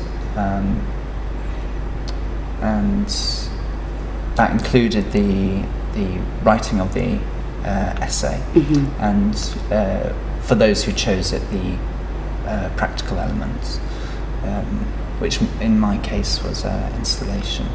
Okay. And this book. Excellent. Do you want to look at the book? Shall we just have a look through? Yeah, I mean, it's quite.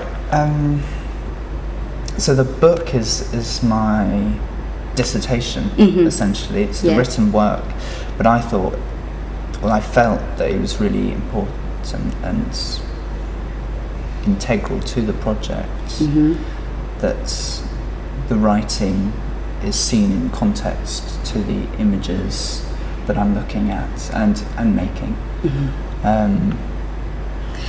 How many words was that essay? It was, I think, 4,000 words. Okay. And then if you did whole written, I think it was 8,000. Yeah. Okay. But yeah, if you want to have a look, this is so my project was called Map Lines, Border Zones, Gender, and that was quite in this first image. It's quite. Oh, this one as well. This is the lines taken from patterns. So the patterns used to make clothing. Okay.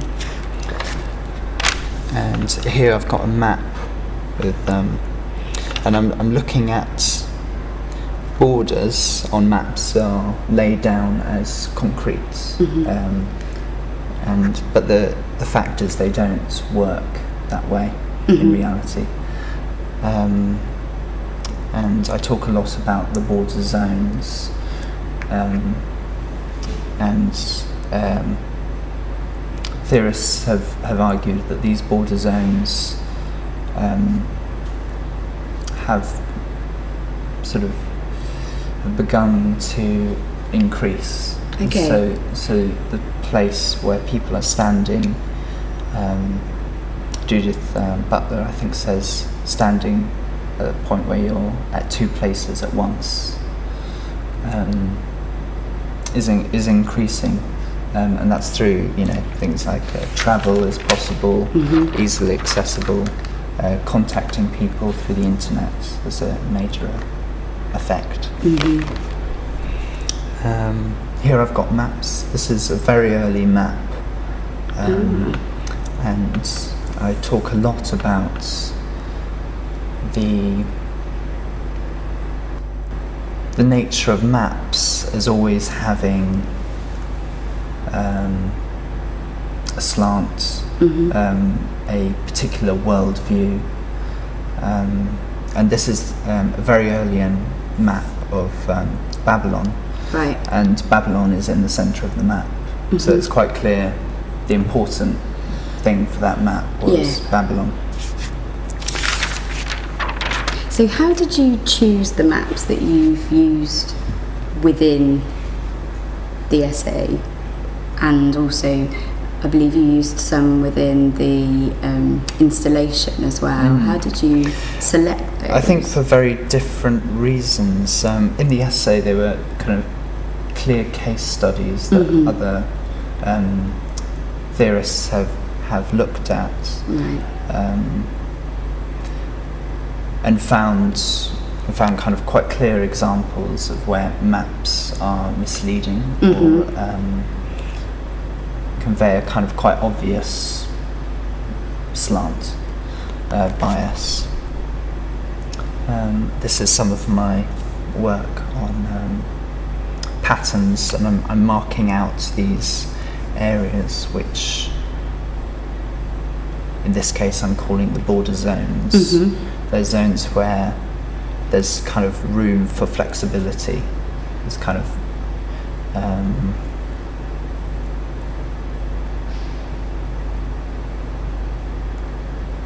no man's land. There's many people exist in these areas, but they don't actually exist on paper. Here's the Berlin Wall, which is another case study I looked at, and I was really inspired by the situationists, and particularly this notion of the derive, which is where you go into a city and your object is just to allow the city to tell you what way to take. You're guided almost. So you're guided, so you're allowing the city to tell you which direction. And do you look at that in relation to gender? Definitely. The buildings are sort of historical. They leave traces of ideas or notions of how people should behave. I talk a lot about spaces. Architecture comes with its own set of rules. So that's why there's this kind of big attraction of ruins, because they're spaces which have lost their rules. And they're kind of in between spaces, spaces that have the police function no longer exists, which is something that Foucault talks a lot about. This is Regent Street, which I really like this example because it affects anyone who lives in London and has been there. And this was built essentially to prevent the access into Soho. To be very difficult. And when walking down there, it's actually quite tricky to get into Soho. And you'll find it's often quite a narrow path, and that's kind of a quite obvious way that cities to put you off.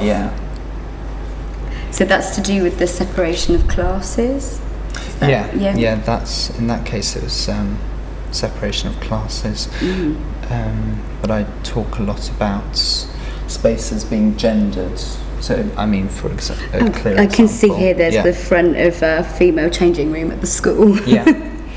And I did an experiment actually where I put on a performance in the women's changing room and one in the men's. Oh, right. And it was part 1, part 2, so it was a piece that continued in the other changing room. And it was interesting, people's response. So did the audience go from one changing room to the other? Or did you find that some people didn't? It was set up in a way that people weren't controlled, okay. but they were self-controlled because they knew they were spaces. So for example, in the women's changing room, I think only one man went in to watch the performance. And interestingly, in the men's changing room, quite a few women went in. Okay. But again, it was there was a kind of something that was kind of tapped into from the responses I got. There was a kind of people felt very strongly about this divided space. So that performance that you've just described, was that part of the research that you did as part of the negotiated project, or was that a previous performance that you'd done? No, that was directly for this project. And, and that was actually one of the first things I did as my practical work. Okay. Later on, I developed my practical work more as a kind of biography. I was looking much more at how in the studio I can talk about myself and these objects which I brought in, which were maps, patterns for dressmaking and fabric, different sort of materials.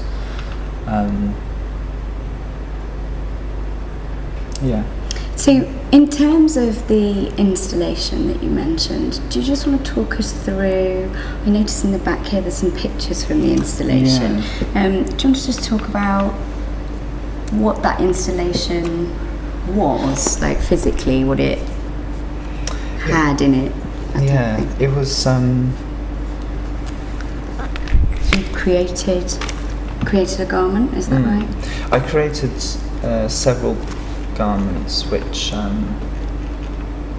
pinned maps and I transferred bits of text. So they became sort of like maps that sort of went between looking at physical location and also the location of yourself. And I was quite interested in this idea of wearing a map and where that could take me. This particular page is looking at seams exploring seams as the in-between spaces, the border zones.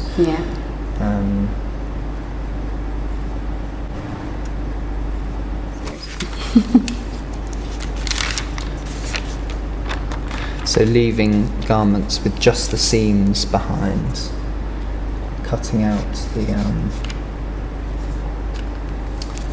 I guess where countries, continents would be placed. So how many garments did you actually make? Well, there's lots of, like this one isn't really a garment, it's just seeing how the waste from making the pattern cutting. So the patterns have been taken away in this tracing paper, and I'm left with just what's behind, which is something I looked a lot at when previous to this I went to an art foundation course. So it's drawing a lot on that work. I'll see if I have some photos. This was one of the things. Oh wow! Which was this was the sort of end performance I chose to do in the end, which was I had my friend who would come into the studio and choose some clothes to get into, and then they would find a position, often lying on the floor, and I would cut the clothes off, and that was it. And the clothes here are left on the floor, and as the exhibition unfolded, more and more garments would be left in the space. And they sort of leave that I really was interested in how they're left on the floor as artifacts, no longer worn clothes. This picture's quite interesting, isn't it? Where you can see her like lifting up and away from the garments and leaving them behind. Yeah, there's a kind of there's lots of things that could be read into it. And it's a kind of leaving behind something of yourself, and also in this last one, the kind of the object becomes useless. It becomes a shell of what it used to be. Yeah. Let's see if I've got some. And here we've got some of them left behind. And this is a film I did. And here brings me quite nicely to these books,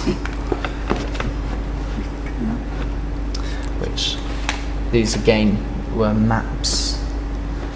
They've got quite. I'm really interested in origami. Right, that's very complicated, isn't it? So I'm quite interested in how you can fold objects away, and they kind of contain traces of memory. Like this is a place that I was born in, but I only remember. I was only there for 3 years. Oh right. So. And you've got I have here a vague this place memory. I think I remember. Yeah. Okay. And as you unfold it, it becomes fragmented. Yes. Let's see if there are any other sort of hidden. That's the place I remember much more of. Did you live there? For most of my life. And here I have a map of Stockholm, which is where my mum's from. Oh right. So there's a slightly autobiographical element of this definitely. part. And I've left the markings, or actually I've drawn them back on to the fabric. Markings that say, well here, women's sleeve, size 8. Okay. And long seam. And bias. Yeah. For if you're cutting on the bias. Things that kind of told the history of the object. And we read these symbols like women's sleeve all the time, but we're not aware that we're reading them. Is my is where my research is, really. And what inspired you to look at this as a project? Was it something that you'd always thought about? Was it something that came out of a module at the school, or? Yeah, it was really, I think, doing cultural studies at the school was really helpful. It brought up lots of different people who were exploring similar things, and in our first year we write an essay. Okay. And that's quite nice because I think it's really important to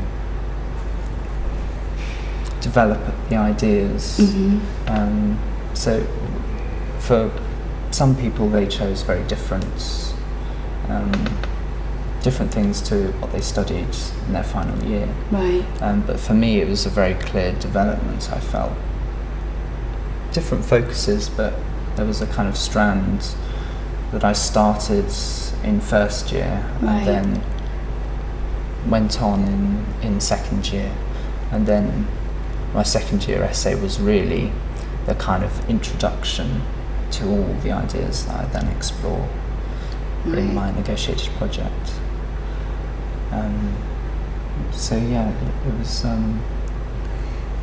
was the academic work that we did beforehand that really allowed me to explore at the level that I really wanted to explore it in.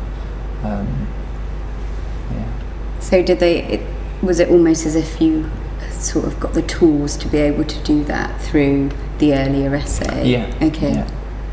And you write one in second year, and there are other essays that have more of a scientific slant that I think you do in your second year as well. Right. So it was really varied how the subjects people chose. So some people took quite scientific approaches, some were writing very much about dance, and then people like me who were doing more sort of theoretical based stuff, which to me related completely to the work I was doing in dance, but perhaps didn't talk about dance directly. There were kind of issues. And how do you feel that this has helped sort of either inform you or helped you evolve as an artist going forward? Is this something that you think you'll continue to look at, do you think? Yeah, definitely. It's been really important to do this project because I've had the kind of that luxury of a designated time period where you really get to focus on things that you're really interested in, and that's great. I think that's really important. And I loved the process. I mean, it was hard work, but you really gain a lot from doing it. Okay.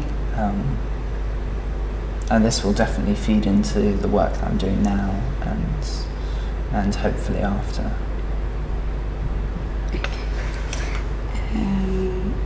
I think... Would you like to see the dress? Oh yes, that would be exciting. So this is at the heart of the book. Do you want to put it down flat? Is that helpful? Yeah. Okay. And should I open? It's a garment, basically, which can be worn. And when you have it the other way, oh right, like this, the book acts as the front. Oh. So again, about wearing autobiography, wearing the map, and it's a kind of issue that I see. That lots of the people I looked at discuss.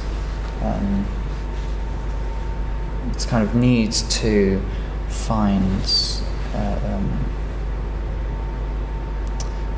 things like homeland and why is it important and maybe even relevant in 21st century. Yeah. And in terms of the fabric, did you choose that specifically for a purpose? Or? There's something kind of quite clinical and genderless about it. I wanted to make, unlike the patterns that I'd been looking at, which were very much gendered, right? The way they were fitted and constructed, this is a very two-dimensional pattern which kind of bears very little gender in it. Yeah. Yeah. I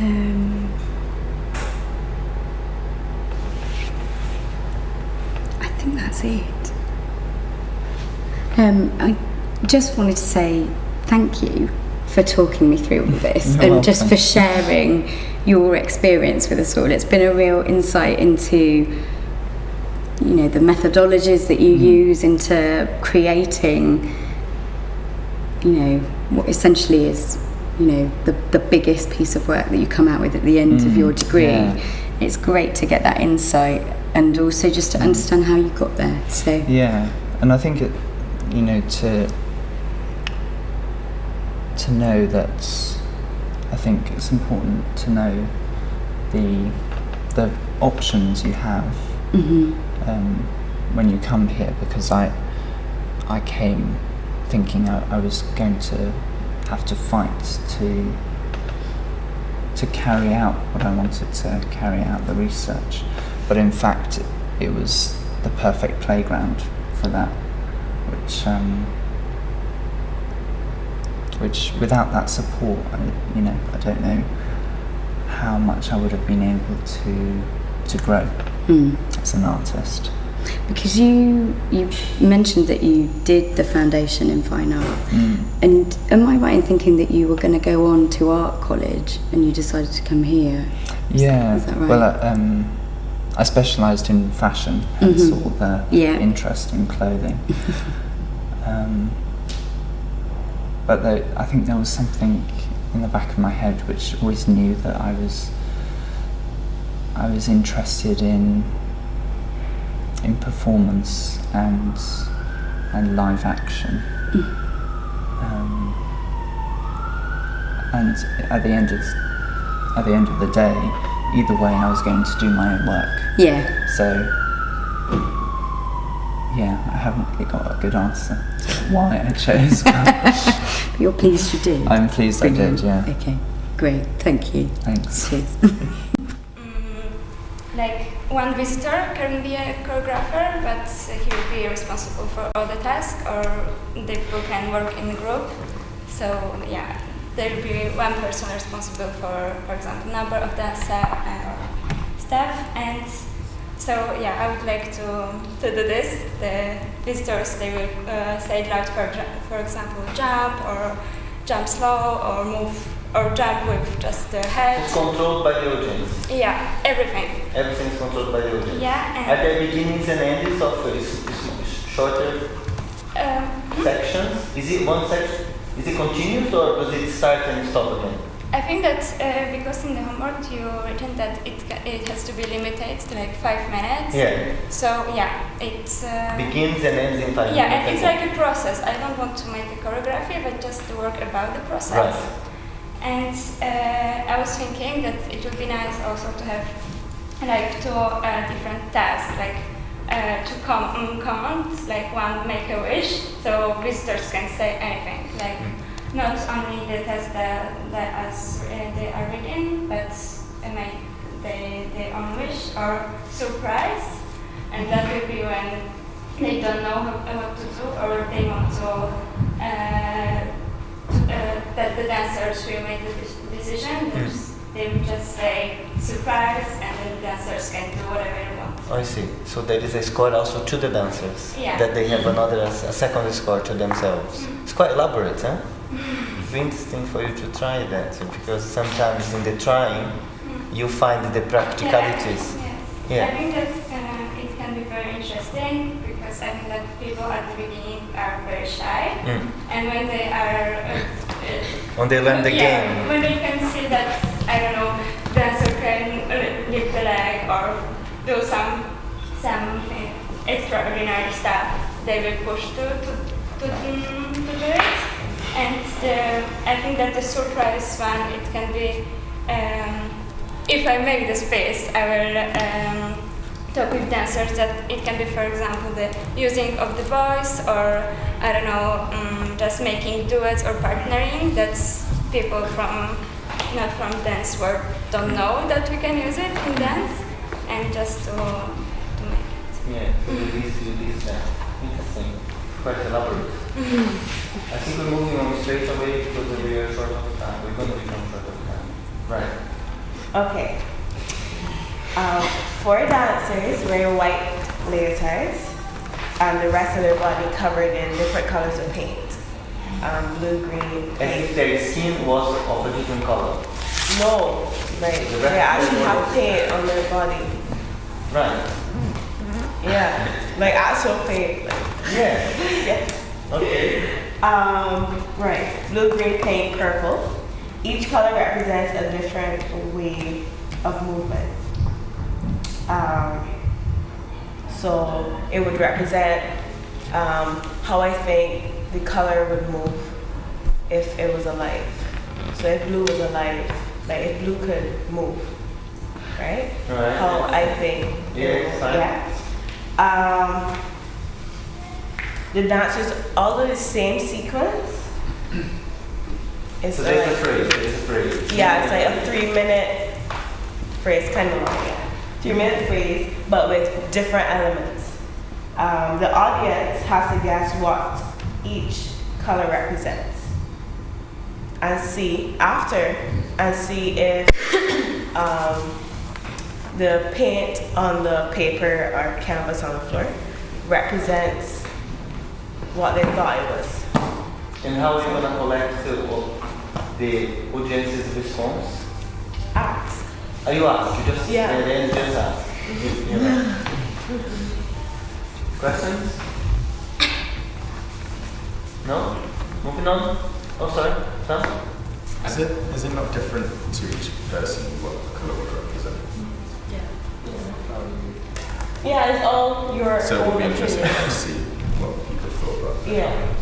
So you may get a range of different reactions. Yeah, I have it set in my mind what I want it to be, but that's all. Yeah. Connor? I watched a documentary about mating calls, and I thought it'd be hilarious how if like humans had mating calls, because like noises or like reactions. So I came up with the idea of making a sequence of noises with your own like voice and linking them to movements that would match the movement, to match the noises, sorry. And having 4 dancers, 1 male and 3 female. And I was also interested in how people react in different social situations. So if you were to take this mating call that this male would do and the female reaction, how each individual female would react differently to the same mating call that the male had made. See what I mean? Yeah. They'd all wear black. The man would wear like all black everyday clothes. The females would wear black dresses with slight individualities to show individual personalities. So yeah, that's that. Questions, Julian? 1? Isabel? It's interesting because what was it mating calls of like birds that you were watching? Yeah, it was. Yeah, it was. Because like it's usually the males that have like the individual personalities, and the females are like boring. But that's I think that's interesting. Switch it around. Yeah, Sam? So I was kind of inspired by 2 of the pieces at the take. One was like the dead crows on the wall that I said before, and the projections of dead people as well. And it gave me the idea of like omens and how different animals create omens about them, like of death, particularly like crows and black dogs and cats. And it would be really intriguing to me to see how you can create such like an intense fear, the same as we felt when going into the projection room, but with dancers in the studio instead, and like see if you could replicate that emotion. Question? For clarification or detail? Yeah, so you have a clear picture? Yeah? Isabel? I don't have a clear picture, but I just really like to see. Yeah, it's a clear starting point. Yeah, it's clear. Yeah, it doesn't give you a clear end product. Yeah. Yeah. It's something I would not know how to do that. How to create something as physically scary as the projection you walked into. Yeah. Because you can't immerse yourself so deeply in something that's on stage, Yeah. supposedly. Yeah. Isabel? I think that you'd come to that through like improvisation. Yeah, through working on it. Shall we go to Francis? No, it's fine. Is it fine? Yeah. Okay. Sorry. I pictured 4 people eating spaghetti bolognese on the floor. It's just a plate. It's no placemat, no nothing. It's just a plate and this is spaghetti bolognese. So there's no paper on the floor? No, Right. no paper.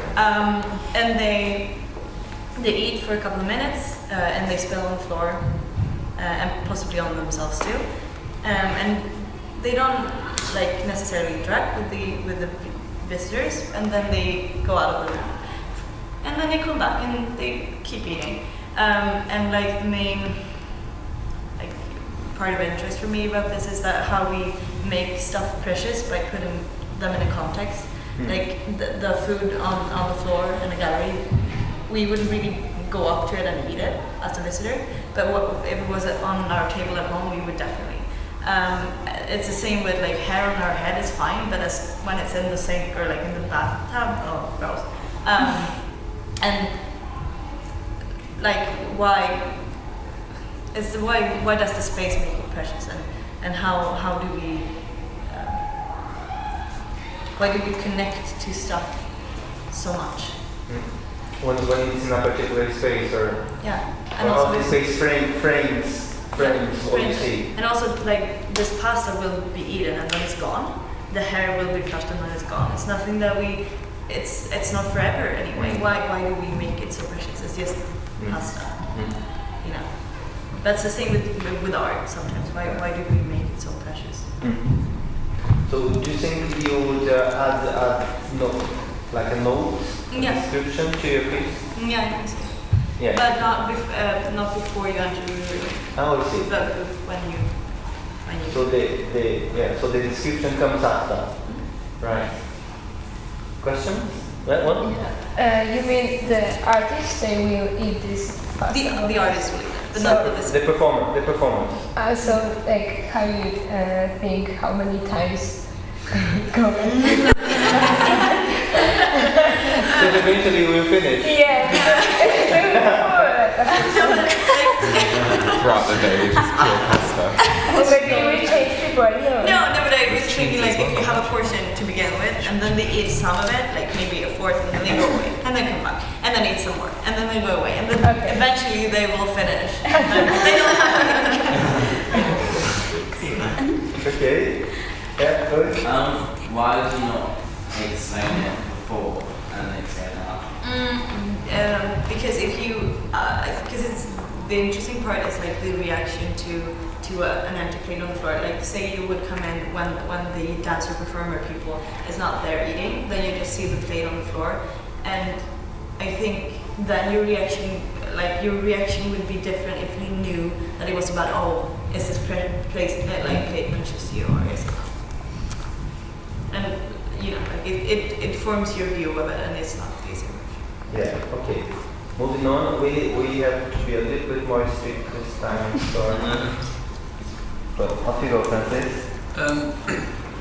My interpretation was going on the way back from the tape. It was rush hour, so the train was packed, and this guy was trying to get onto the train, and people were completely oblivious to the fact that he was trying to get onto the train.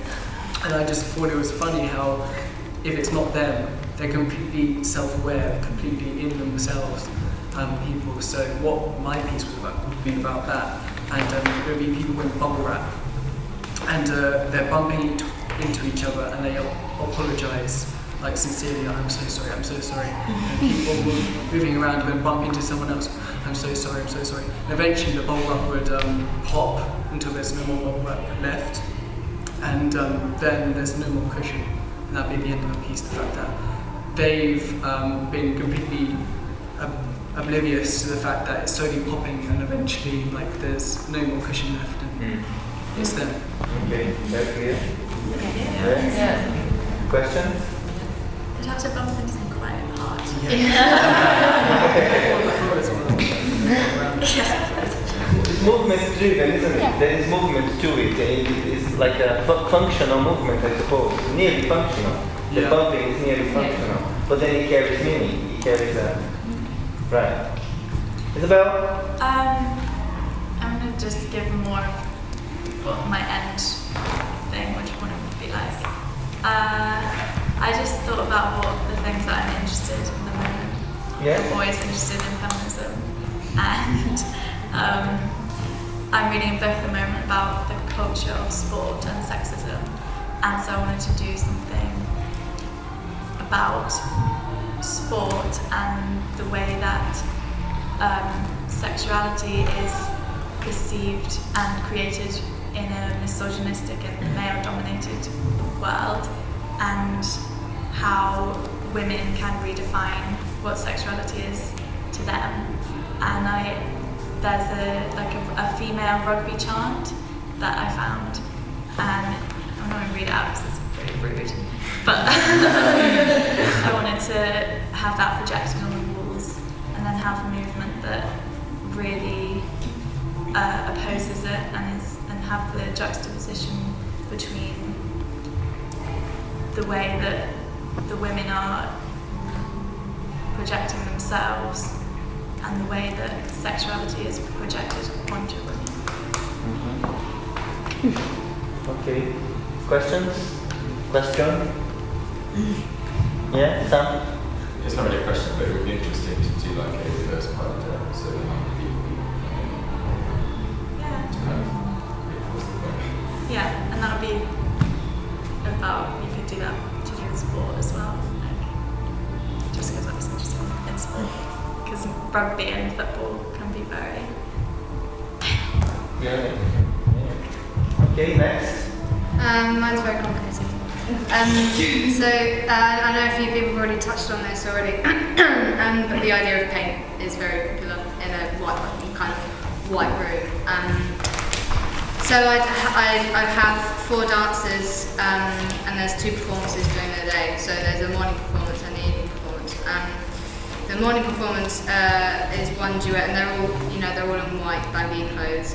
There's 2 trays of paint in the corner of the room, and it's red, like kind of acrylic paint. And I chose red because it's quite based on relationships and kind of an intimate relationship. Red can symbolise like love and passion, but whereas it can also symbolise like anger and hate. So I kind of so the dancers cover their hands and their feet, like bare feet and hands, and they have like the morning performances that they improvise around the space. They do contact improv, and they kind of the contact improv is the main thing, and so that they're able to move around the space. But the theme in the morning is love and passion. So they have to improvise on the theme of they're in a really loving relationship, and then in the evening it would be a contrast to the anger and the hate. The same red paint, but with a different intention. Yes. The performance. And then it'd be interesting to see at the end if the patterns and kind of the space around the dancers would. So they are marking the space as well as each other. Yeah, would either differentiate or kind of be similar to each other. Right. Okay, very clear. Moving on. My idea stemmed from when you walk into a room and you know you're about to go and see art, you're like when you come, like when people are like, oh, I didn't get it, what did it mean? It didn't make any sense and stuff. I'd like for the dancers to just like when people come in the room, for them to just kind of be like, just kind of not say anything, but just suggest that they go into the middle and then they just watch them, and just I would like to just see what they would do when the art is trying to make a meaning out of them instead of it the other way around. You're reversing the situation. Yeah, just I think it'd be funny to see what they would do. Right. It's only an idea. Yeah. Okay. Moving on, right? My case is about time and the flow of times which cannot be like stopped. And there is a dancer in white clothes which is like walking really slowly around the room in circle. And the person in the middle of the room, which is a normal person in the life, when he's young, he moves really quickly and he's not aware of the time passing. But as he grows, he changes clothes from like colorful clothes to grey to black. And when he's older, he becomes aware of the time. But the time is running, the person is running, and he moves slower because he's tired and he has no more strength to try to stop the time. So he just changes clothes in white and he stops, and the time from running starts to slow down and become to his normal flow, like slowly walking. So the relationship between time and aging, Yeah. do you think? Aging? Yeah? Yeah, question? Anywhere around the room. Not in the middle? No. Anywhere on the... Yeah, around against the wall, yeah. kind of, yeah. Yeah, Ryan? I'm kind of like Sam, as you said earlier. I really struggled going with it, but then I kind of had an idea to have the 4 dancers each facing one of the walls. Yeah. So we've all got the backs to the centre of the room, and the entire thing. I'm not sure how I would be able to do it, but the entire thing's got it'll be based around walking everywhere. So no matter what they do, all the movements insinuate whilst they're walking. So one person will start off, I don't know, they'll start walking backwards, and then someone else will come in, and then them two they'll collide. They'll make contact with each other, bounce out, and then they'll change directions, go into movement, and then the movement will start going around. So the entire thing will be kind of based around that idea. Are they walking backwards? And they bump and then they change direction. Yeah. And then they face another wall. I have no idea how to do it. Yeah, it's just a starting point. Then you see what you're doing, right? So the entire thing will be based around bouncing off of one another to stop moving off. And then the other 2 dancers will come in, and that's... Oh, I see. So 2 people start. Yeah. And then 2 more join in. So then it would go from the 2 to 3 to 4. And it would end up being in a big club, kind of just bouncing off each other. Okay. Yeah? Questions? It's a clear beginning. It's a kind of a clear beginning image, isn't it? It's an action. It's a clear movement to begin with. Yeah. Next. I would have the white room with a screen across it, so the audience can see in, but the dancers can't see out to them. And basically the idea is like the dancers have been brainwashed and they're in this room, they don't know why they're in this room or how they got there.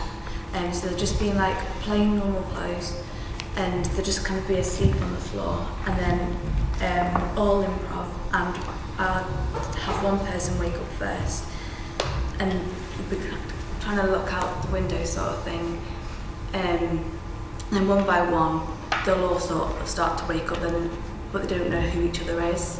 So it's going to be based on sort of how people react, like how would you react in that sort of situation where they don't know anybody, and then so you start to maybe get on and you're trying to figure a way out of this room, and then suddenly as time goes on you're going to get there's fallouts, so like because they get used to each other and it's going to be like a build up, it'll climax and then it'll just drop, whether one of them kills them all or one of them, or they just stop and give up, I don't know. It'll just be like a build up and that's how it ends after the climax. So you build a room inside the room and people are all around?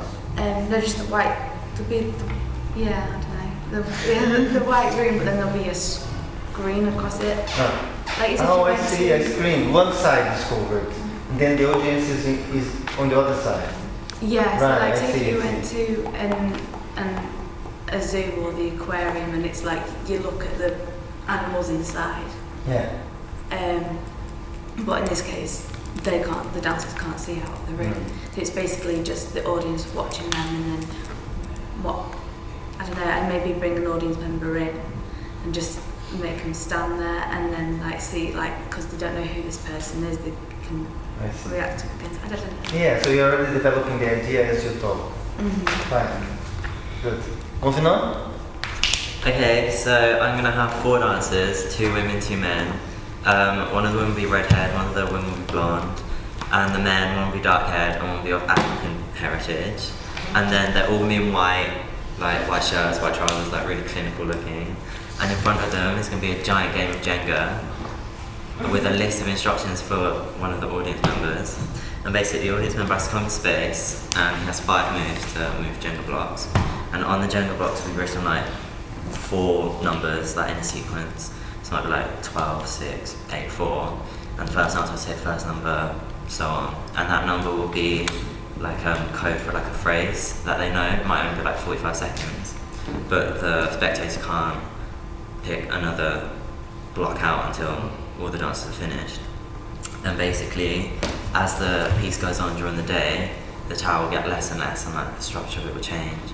And if it falls, then the spectator they have their own choice of where they start to rebuild the tower, or even if the spectator doesn't come in and start to move the pieces, the dancers have to take over. But they have to leave at least 2 minutes of just standing still with the Jenga in front of them before they can do that. So it's about there's a number. It's calling a number that triggers the performers talking, saying something. Because my favourite part of the tape was constructionism, the room.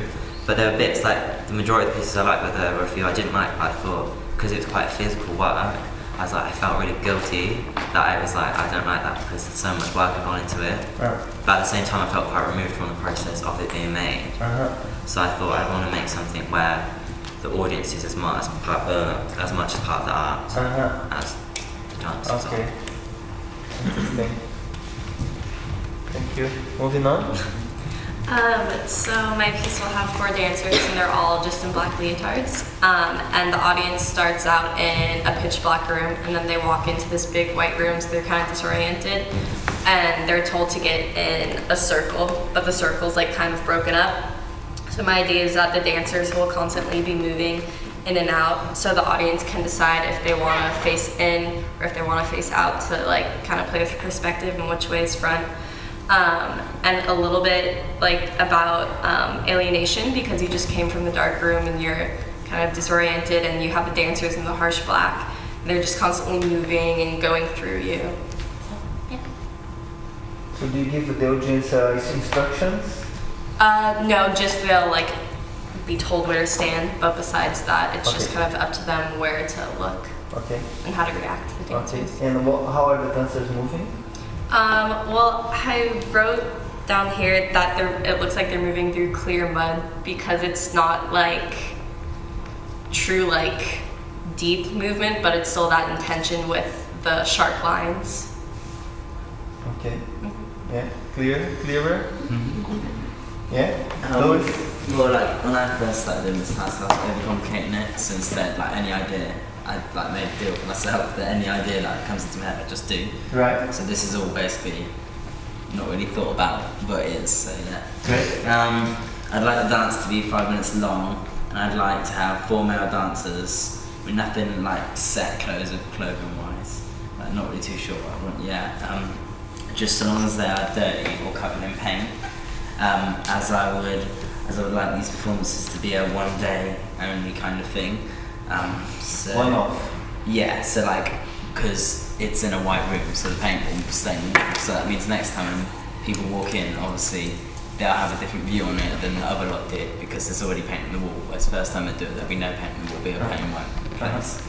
But if I can't do that, if it needs to be something that's regular, then I'd probably use flour or something which is easier to clear up. Or I see. Something dust, yeah. Yeah. I'm not sure what movement I would like. I just know that I want it to be something physically demanding and quite full on for 5 minutes. So then as soon as they walk in, you've got their attention and you have it, and then they walk away. And because I guess if it's physically demanding for 5 minutes, I think it'll fly by. And then that means they'll come out and want more, because that's something I'd like to do with. Questions? Yes, Sam? What's the dust storm paint for? What's the dust storm paint for? What's the because I guess I'm like quite a messy person, and then as soon as I read that it said plain white walls, I was like, oh, let's just ruin that. So to disturb this clinical and then white box. Yeah, I guess so. Like I'm used to keeping things clean, so like especially white. So I was like, if it's white, then I guess for me, I just make it dirty. So I was like, let's just use paint or dirt or something. Yeah, fine. Yeah, there's a motivation there.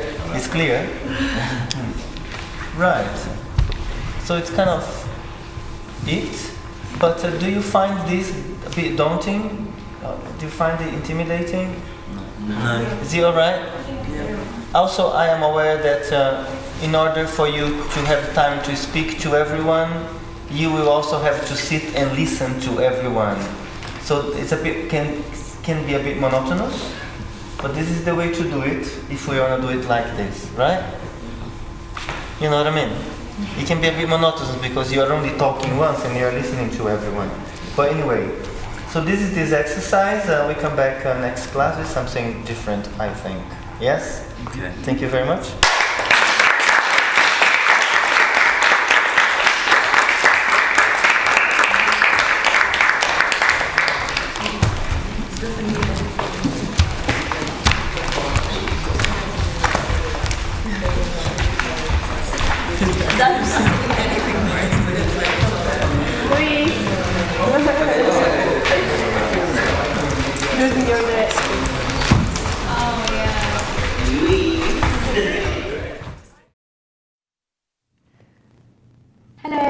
Welcome to the second Q&A session of today's London Contemporary Art School Virtual Open Day.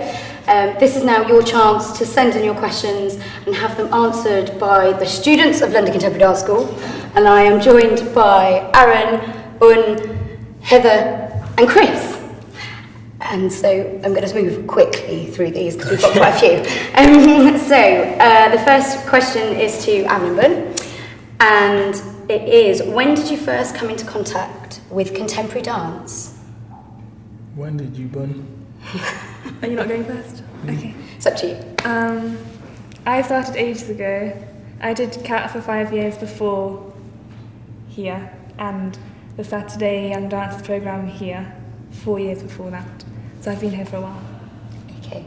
And just to make clear, CAT is the Centre for Advanced Training, which is a UK initiative. UK-wide rather, so you can do it at different dance organisations around the country. And you train quite a high level, don't you? Yeah.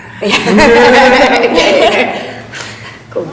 Yeah, well, I first came into contact with contemporary dance when I was doing a project in a place called Detmold in central Germany, where it was like just a youth dance festival, and me and my friends from another dance collective, if that's what you want to call it, we were out there and we had to take a ballet and contemporary class every day, and my spot was right in front of the pianist who's I was about to say musician at Rombear School, and he just like passed me on the stairs after class one day and said, oh, have you ever thought about, you know, doing dancing full time? And at this point we'd all finished our GCSEs and we didn't know what to do. So we went back and we found out that the building that we practiced, they had kind of like a CAT program, but instead of your GCSEs, a bit like a BTEC equivalent of your A levels. So we all signed up for that, and a few of us stayed, and a few of us ended up here eventually. Brilliant. So yeah. So Heather and Chris, what dance training had you done before you came to London Contemporary Dance School? You can decide amongst yourselves. Before I came to LCDS, I started just doing kind of recreational classes when I was around 5. But I started to kind of realize it was my passion that I wanted to pursue as a career when I was 14. And at that point, I started kind of training 7 days a week and going to an arts high school. I spent summers at Boston Ballet and Joffrey Ballet School, summer intensive. And then when I was 17, I moved to New York for Joffrey Ballet School and trained there for the year before I moved here. Yeah. I started when I was about 12 doing modern tap and ballet, and then I found out about Dance for Cat, which is another centre for advanced training, and then so that's where I first met contemporary about 4 years ago, and then I joined Retina Youth Dance Company and then the National Youth Dance Company. So I've mainly been doing like contemporary stuff since then. And were a few of you members of the National Youth Dance Company, am I right? Us. Yeah, I'm the only one. Okay, so you used to be a part of that. Brilliant. So we've got a question from Twitter, and it's from Venetia, and she says, what was the audition process like for London Contemporary Dance School? Who wants to answer this? Well, I auditioned in New York, Okay, so it brilliant. was quite a different audition experience than you'll have here. For my audition, we had ballet, and then a modern class, and then an improv class, and then we did our solos, and then we had interviews, and everyone stayed the whole time. And then. Cool. Heather, do you want to describe the London one? Did you do? Yeah, because you have here you get the first round and then the recall, which is quite nice to get like the 2 chances. And the first round you do a small ballet class and then a technique class and then your solo and then possibly an interview or physical. And then the second round you will do a full contemporary class and then a full creative class. And then if you've not already had an interview physical, you'll get that there. Or sometimes you just have to do 1. You don't have to do 2 all the time. Oh, okay. So it just depends how they go. Kind of varies. Yeah. And they were very nice. I was going to say, have you got any tips for anyone who's thinking about doing their audition, coming up to their audition? Well, like all the auditions are with teachers that you have here now. Yeah. Mm-hmm. So there's always that thing of when you're going into the audition and whoever's taking the audition is just this big final boss and just like who you have to conquer to reach your goal. But really they're just a teacher who's been teaching there for, years and years, and they know what it takes for you to succeed here, and they want all of you too. If they told us if they had the chance they would take everyone they could. So I don't know, it's really hard to say don't think of it as an audition, because it is, but that's probably the worst thing you can do, is go into it really tense, thinking it's an audition. Just take it as also your time to audition the school, I think, as well, because there are lots of schools out there that cater to different needs, so you need to take it as part of yourself to be like, oh, do I make sure I really want to spend my next 3 years here? So, yeah, take your time to almost audition the school as well. Yeah. And I think you said before about enjoy it. Yeah, Is that right? like you said, not to be tense. And I think if you enjoy the audition, that's when you'll shine. And if you enjoy the audition and the panel sees that, yeah, you do like dancing, so this is what you like doing, so. And if you enjoy dancing, you will enjoy working hard at being better at dancing. They will see the best of you. I think another thing to remember during the interview process is that it's a conversation, and they actually want to talk to you. It's not like there's no right or wrong answer. They're just finding more about you, and that was something that I kind of realized mid-audition as, oh, I'm having a conversation with this person. I think also in the interview as well, it's important to remember to say what you actually think and not say what you think they want to hear, because they can tell that you're just... And you'll end up saying the same thing as other people who feel that they need to do that, rather than, the best way they're going to remember you is if you're just be you. Yeah, if you just be you. Good advice. So, next question. What's the most challenging aspect of your training so far? Who wants to answer that first? I can go. Okay. I think for me, it's to not worry so much about being perfect right now, and just allow myself to like take everything in, like learn everything, and like remembering, like being patient with what I have now and like where I can go with it, sort of thing. So just breathing and just like being here in the moment. Anyone else got anything to add? I just thought of something which is finding a balance between I have to work all the time, and no, I'm going to go home now because it's past 6 and I need to breathe some air. And there are studios that you can go and book, but then you need to have time to just be absorb it all. Yeah, but away from thinking about working, and then it's knowing when you should work and when you should. It's about having time for reflection, like what you were saying about absorbing it and thinking and getting away, and is it that type of thing? That's something else I found, which is I thought I'd write about everything every day, but I feel like there is so much and then so little time that I feel like I need to catch up on my reflection time, because there has been so much and not enough time to write.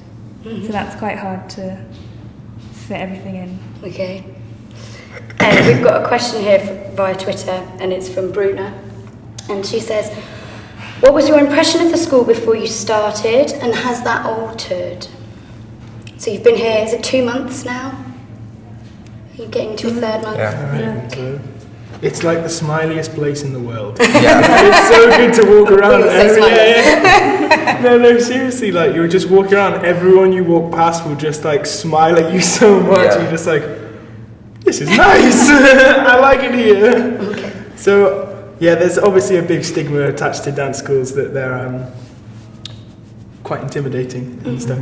But I think especially LCDS, the place where it's situated, and all the building is not just a dance school. There's so much other stuff going on in the building. You know, there's classes, there's the CAT program. There's so much going on. There's so many people passing through that it doesn't really feel like it's just here and you're all cooped up in your school. You definitely feel like it's when you're here that you're part of a much bigger network, and there's loads of dancers and other people to connect with, and start relations in dance with them. You're not just going to the school for the sake of your training. So, and it has that nice atmosphere. I think you get a taste for that on the audition as well. Like, for me, like the atmosphere was just so welcoming and friendly. It was somewhere that you wanted to be, and then like the audition felt easier because you've kind of felt at home, even though you'd only been there like a few hours or whatever. But then coming to the school and it was like the same. It was like still the nice atmosphere, and you're like, oh yeah. I had never been here, to London or to LCDS before our first day of school. So that's quite a big transition. Yeah. So it was the only impression I had was from my audition in New York, and from that I kind of took away from it. I was like, wow, that was a very genuine audition. I could have conversations with the teachers. I felt like I got to know the school, and it's only, I think, improved and increased in comfort. And I think that's really unique in a dance school. Anything else to add? It's good. Cool. So, next question. What is your favourite class and why? I'm not going to hold you to this because obviously it may change over the year. Yeah, it kind of changes. Yeah. At the moment, what is it? I think different classes for different reasons. Yeah. Okay. They all have kind of an equal amount to love, and they all give out a crazy amount of information. And you're gaining something different from each, so... Yeah, it's hard to pick a favourite. Okay. Yeah. That's good. I was going to say composition that we've had last half term, because it made you really think about composition and the way how things are composed. And although I thought, oh yeah, I think about stuff, but then it is good to be in a class that's about composition and be like, oh, I had not thought of that. Each class dissects the subject really well to a point where you're constantly having these like, oh moments, and And they kind of, you can make connections between classes, like in composition and design. Like we don't have set improvisational classes, although we do a lot of that within composition and stuff like that. It's coming out from a different angle, which I think is very good and very important here at this school, that it's not so much about just the individual creating something for themselves, but learning how to dissect and look at other people's work and make judgments and question why they've made those decisions and why they didn't work. So then you can put it into your own work at a later stage, because you're only in your first year here, and when you're in third year or when you graduate and you start making work, you need to have these skills of knowing why you're making these decisions based on your work that you do for the 3 years, rather than just making your decisions because you feel it's creative and it's you. So it gives you a great understanding, and especially if you don't know that much about contemporary dance, because before I came here I've only been dancing for like 18 months, 2 years, and I still know very little about the game or whatever you want to call it. So it's good. Those classes, they really kick you out, and I can see definitely in the future that hopefully I'll know a lot more about it and feel much more confident about putting myself out there to try and make some work or be a part of someone else's. Cool. So you mentioned before about auditioning the school rather than the school auditioning you. What made each of you choose London Contemporary Dance School? I'm assuming they're all different reasons. Yeah. Go, Chris. Well, I learned about the school. My friend from Canada was auditioning, and that's when I learned about the school and started researching it. And I watched every video under London Contemporary Dance School on YouTube. And like I was talking about earlier, the comfort of the school, I kind of got that vibe. And I was noticing how challenging the study is artistically and physically.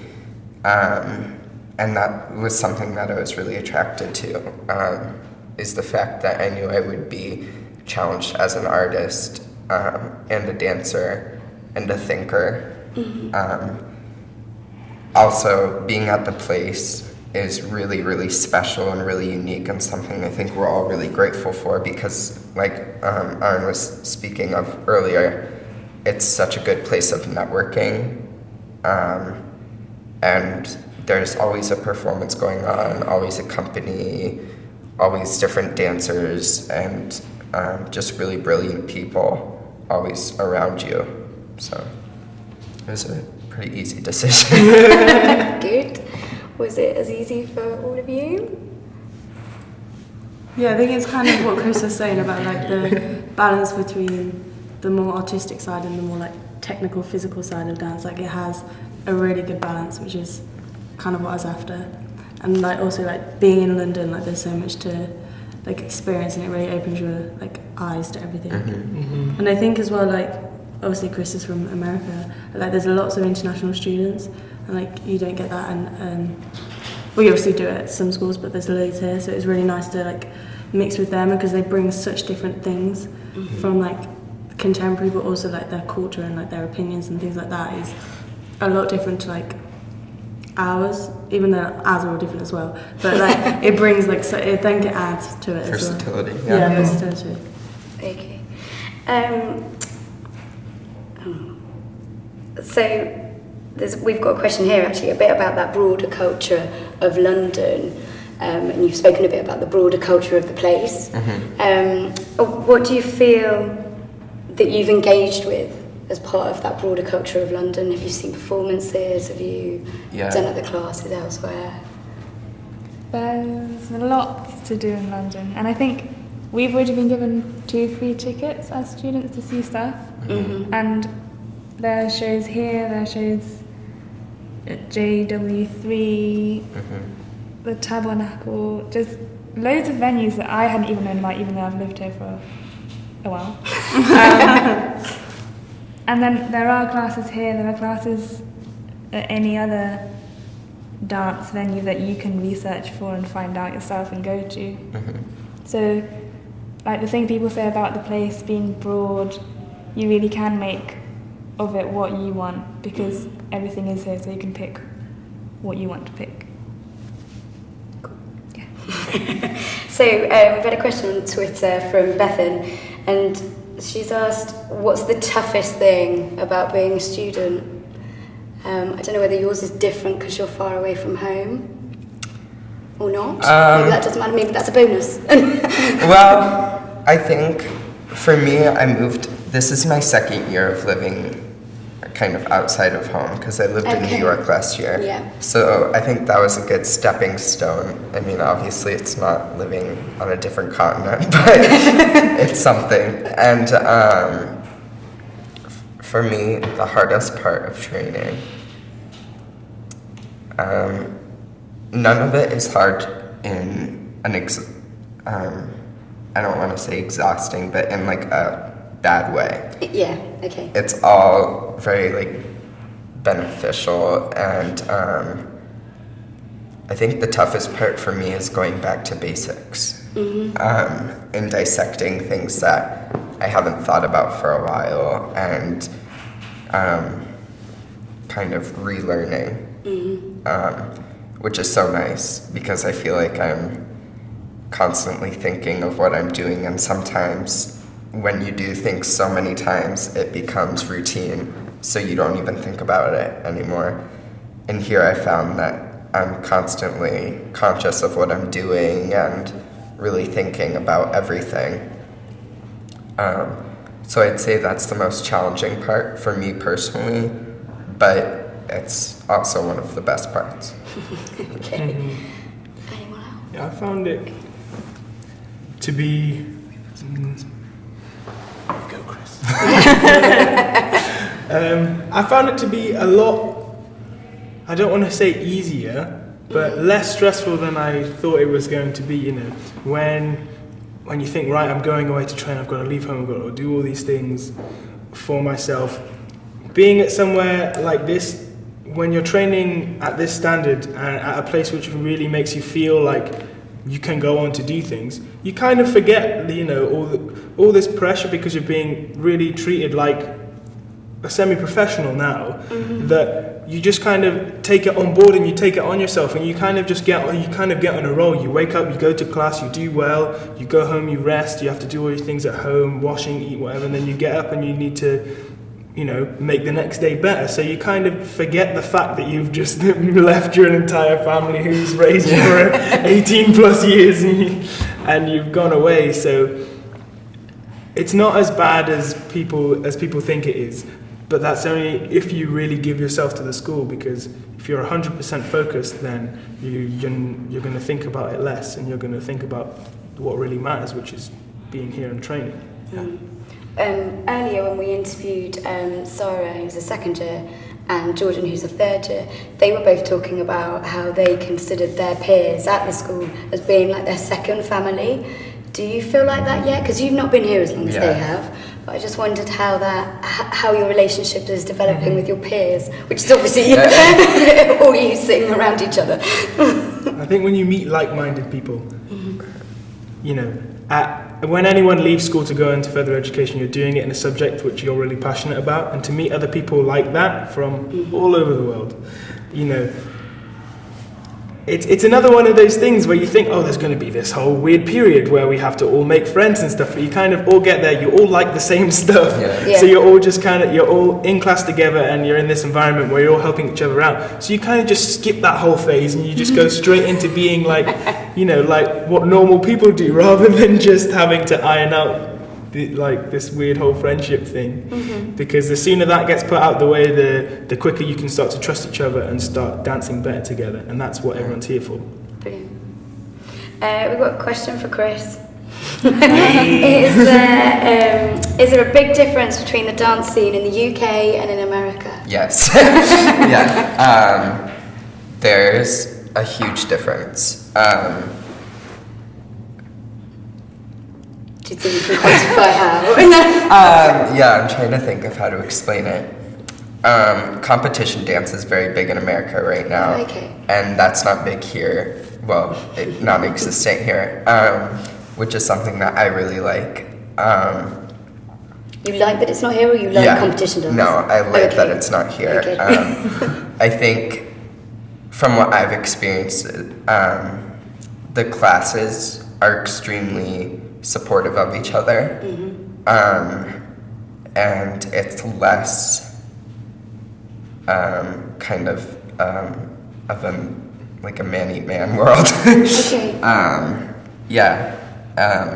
Not to say that American dance is bad in any way, but I think here it's, from what I've noticed, it's a very supportive environment, which is great.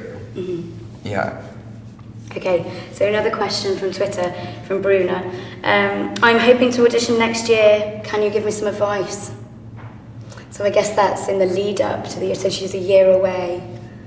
Is there anything she needs to do between now and then? Research. Yeah. Okay. Research the school. There are a ton of videos on YouTube. There's stuff like this happening. If you live in London, visit the school, come to the performances at the place. I think just get a good sense of the school, what you're going to be required to do, and get a step ahead. And yeah. I mean, one thing I'd say is that we have, there's performances by the school throughout the year within the place. Particularly the graduation performances are very good to come to in July.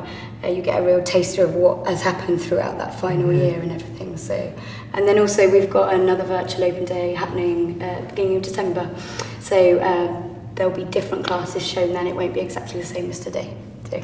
And also to that question as well, also, you know, you've obviously got to be mindful that you're going to audition and that the day is going to come. But don't, it's not the end of the world, you know, if it comes and you don't feel like you're ready or you feel like you didn't do well. It's just another day in your dance life, you know.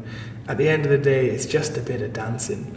So you've really got to like just enjoy dancing now, because if you build up to it and it doesn't go your way, then it's just like, oh, what have I been doing? Oh, I hate dancing. But if you're enjoying dancing and then you're still enjoying dancing when you go into your audition, then you will continue to enjoy dancing, and you will continue, you don't want to dance for someone to be assessed, always thinking like, oh, I've got to be good for this reason or that reason. If you just continue enjoying to dance, then you will find your way, whether it's to this school, that school, whoever school, no school, but you'll still continue to like dancing, which I think is the most important thing. I think even though you're saying like don't worry too much, I think a little bit of stress is good, because then you're going to prepare yourself. So like make sure you've gone to enough classes, you've experienced, like you've gone to watch shows that you can then talk about in your interview, like you've experienced different things, because otherwise you're going to make yourself more nervous if you come to the day and you're not prepared. But I'm saying like just enjoy the fact that you're going to see dance for the fact that you like dance, rather than being like,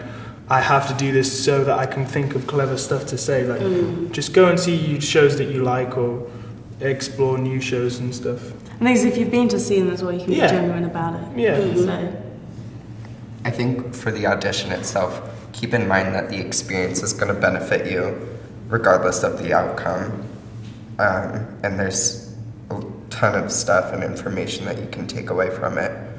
And I think keeping that in mind is kind of a way to calm down and get the jitters out. That's a nice way of putting it. So we discussed earlier actually that sometimes, did you all get in on your first audition here? Did you just do the one? I did. Cool. I had the recall. Yeah. Did you do one? I spoke to, we were talking about it earlier where some students have actually done an audition, did not get in the first year, and then they take that year to really prepare, and then they do a second one the next year, and then they're accepted. So I was going to say, when you were saying about enjoying it, if you really enjoy it, and then you do the audition, you enjoy it, and you don't get in, I think it's not the end of the world, because you can always audition again, and there are plenty of people who didn't get in first time, but they're here now, and they're amazing. And there are people who didn't get in this time, and if it matters to you, and even though it's hard because you've been rejected by the school, that's all you've been rejected by, just the school. And ultimately it's a panel of 4 people, and they won't know you or what you can be in a year. So you do have a whole year to work on yourself. And there's people that get in straight away and then leave. Yeah. Find out that it's not for them, or they just kind of fall off because they didn't have to work as hard as some people. Yeah, and if you've worked hard for a year, then I think you'll be much stronger by the end of that than the people who managed to get in first time. And that will stand you in good stead for the rest of your life, because you know that you were strong enough to do this, and you can do that. Yeah. In America, there's only one. In America, in America, there's only one audition, one chance to dance, so yeah, we only auditioned once, and then that was that. I think as well, if you don't get in first, because I always kind of thought I've got to go away at 18, like I have to, otherwise I'll be a year older than everyone else and I'll be a year behind or whatever. But it's actually like coming here, I realised that not everyone's 18, like there's so many people that are older. Yeah. Like if How old is Dan? 23. 23. We have a 5-year age range in our class, so it's not. And in our class? Yeah, so 17 to 23. Oh, in the year, not just. Yeah, so that's Yeah, Dan's 23. Okay. That's good. Brilliant. Cool. So yeah, Bruno, good luck. Hope your audition goes well. So last question, what are you looking forward to during your time at London Contemporary Dance School? So that could be in your second year, your third year, leaving, it could be any of those things. Have you got anything in mind? We got to watch the 3rd year classes in one of our first weeks, and I think it's not a specific thing, it's just like once you've been here for 3 years, we watched those classes, and I don't know, it just got me so excited that I was like, wow, they are all so good. And it just gets you exciting that in a couple of years, like you could be just like that. They're only 2 years ahead of us, but they've been here, and it's just like, and it goes to show, because there's still a big like age range and ability range, but they're all such mature dancers, and it doesn't matter, you know, how high your leg goes or how many turns you can do or whatever. Everyone there can do it like a boss. And it, you know, and then I started to think about, I was like, well, how old is this school? Oh wow, so they've been doing this for that many years, so like they've just been pumping out so many like brilliant dancers, because anyone in that class that we watched could go off and do anything they wanted to, and I was like, that's exciting. Yeah, 45 years is a long time to be training dancers. Yeah. Something that I'm really looking forward to is retaining information from the other students, because everyone has so much to offer, and like we're all, like we said, we're all pretty close already. So in 3 years' time, we'll obviously be pretty close. So I think just taking information from everyone, we all come from such different backgrounds. Like Aaron is a sick break dancer, and so it's like I always tell him, like, teach me how to do that. But yeah. And you do Katak as well, don't you? I started. Brilliant. Yeah. Is there anything that you're particularly looking forward to? I am excited about everyone else. Looking forward to, but I also realised I was excited when I watch people in my year move. Okay. Because we're always doing technique and in our own classes, and you don't really see other people do their own thing that often. So when you do, it's like, Ooh. Yeah. And then you realise that everyone else in your year is cool, and then you can't wait to start working with the people in your year. Oh yeah. Yeah. A lot of times we'll just go into a studio and improv, or the day will end and someone will put on music, and before 10 people are just improving, and that it will last 45 minutes, and we'll be like, well, the day was over an hour ago. So. Yeah, working with people as well, because you don't really realize it now because we're all just starting here, but everyone here is going to make the next load of dancers that will represent LCDS. And your classmates here you could go on to collaborate with far into the future. And I think that there's definitely a great sense here that no one here is an individual. Everyone here is working to make the whole of, not even just contemporary dance, the whole of dance a much more respected art form out there. Okay. So you never feel like you're here because you're going to be the next big guy and you're going to go off and do this. You definitely feel like when you're here that you're all in it together to push dance that next step to getting up there with all the football players and all them big stars. Cool. All right. So we've run out of time now, I'm afraid. Thank you very much for answering all those questions. And just to let you know that the next part of the Virtual Open Day, we've got a rehearsal with Crystal Pite. Thank you. I'm Crystal Pite, and I'm a choreographer, and I'm here working with London Contemporary Dance School, Central School of Ballet, and my own company, Kid Pivot, on a Sadler's Wells production to the music of Thomas Addis. And I'm working with 64 dancers altogether, which is a lot more dancers than I've ever worked with before in one piece. And I made the choice to work with that many dancers because I was really inspired by the music. Polaris is the name of the piece, and it is epic. It's massive. It's earth-shattering music, and I felt like it required a cast of thousands. 64 dancers feels like a cast of thousands in a contained space.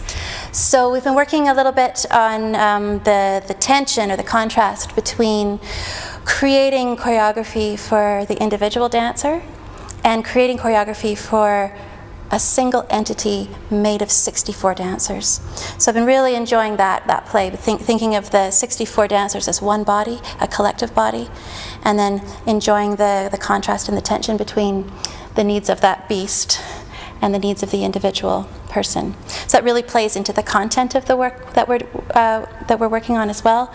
Polaris, polarity. I was thinking about how there are these tensions and these pulls within us between being an individual and then being part of a whole, being connected to everything that is, and then also being a sealed self, and the contrast and the play between that. So those ideas of polarity really play into the content of what we're doing. It's been amazing to connect with these students. We've just met, we've been working together now for 5 days, and it feels like 5 weeks. It's really intense getting to know them all and figuring out how to work together. It's a beautiful group of dancers. And I'm working with my own team. I've got 6 dancers from my own company, Kid Pivot, as well as Eric Beauchesne, who's my rehearsal director. So I have this amazing team of leaders. They'll perform in the work as well, but each of them has been responsible for a group of 10. So in that way I've been able to delegate, kind of divide and conquer, and work with smaller units. And today actually was the first day that we brought everybody into the studio together for the first time. So it's a really exciting day.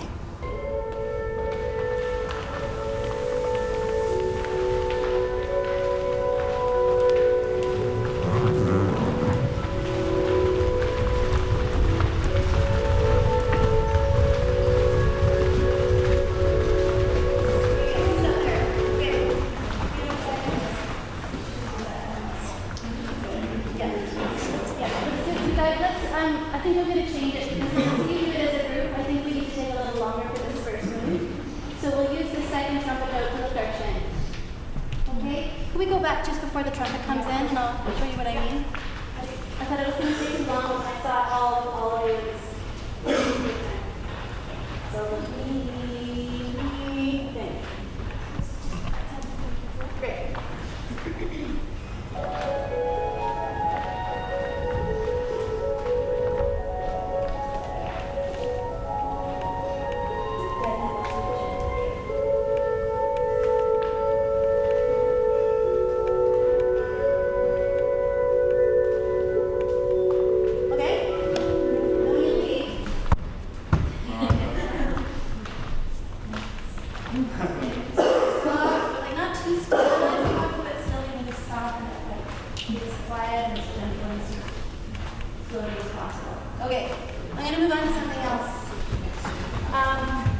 go to the fine cannon. Pretty excited about it.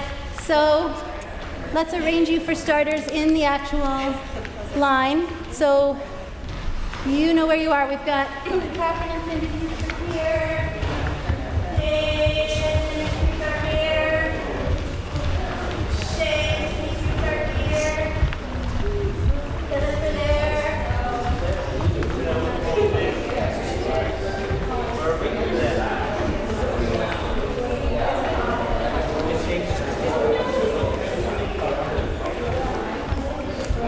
Okay, great. So for starters,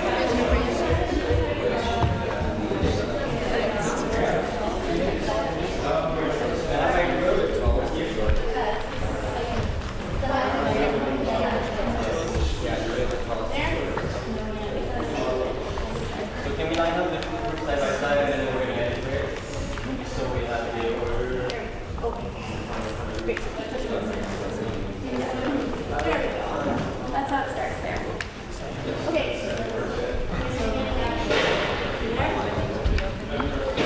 You've already feathered it.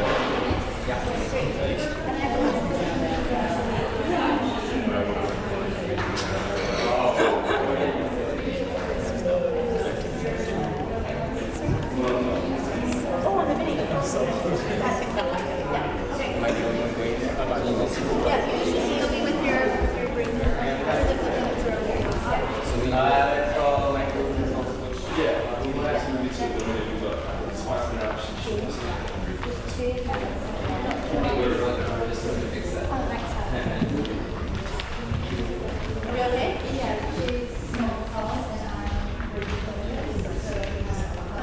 Let's do it. Okay. So, Shay, can I just get your group separately for a second? Just move downstage for a second. Right from where you are.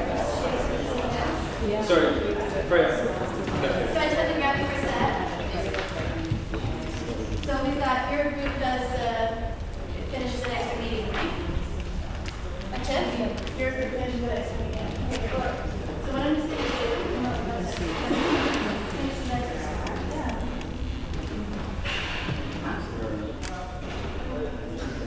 That's okay. We can do. You can move it.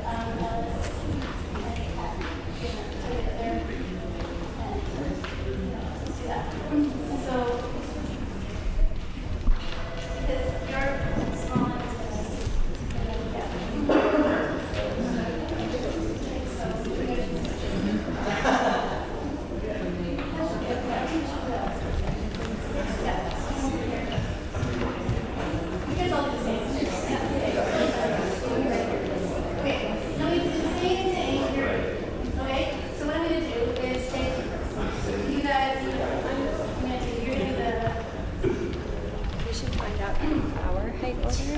and figure out who's doing it. They did. Who's doing it. I think they already saw.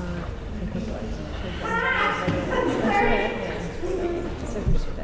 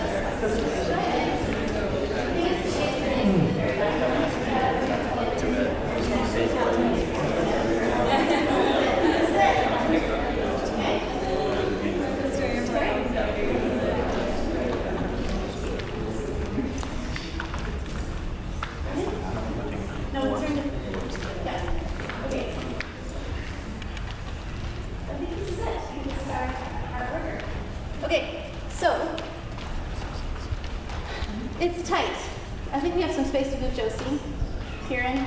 Yeah, we can pull this all nice and big. So grab the shoulder of the person in front of you in the head. Yeah. Thing is, yeah. Okay. Okay. So let's do it. So basically what happens is the first elbow move comes from Prima, and here it comes. And then the head move comes from her. Prima, can you just slow it down just for now? Just slow it down a little bit. Just like, sorry, one more time, sorry. You just need a little bit more time. Just to understand. So we'll start again from the beginning, and the next one go. Good, and next one go. Slow it down, Prima, don't go too fast. And the next one go. Well, Keon, keep hold on. There we go. Good job.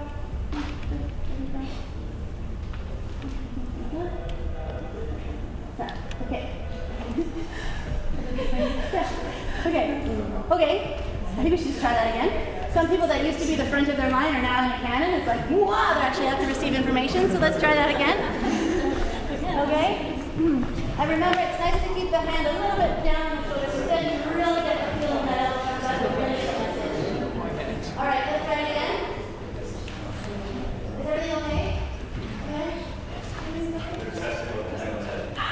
Yeah, right on top of it. Yeah. Okay, ready?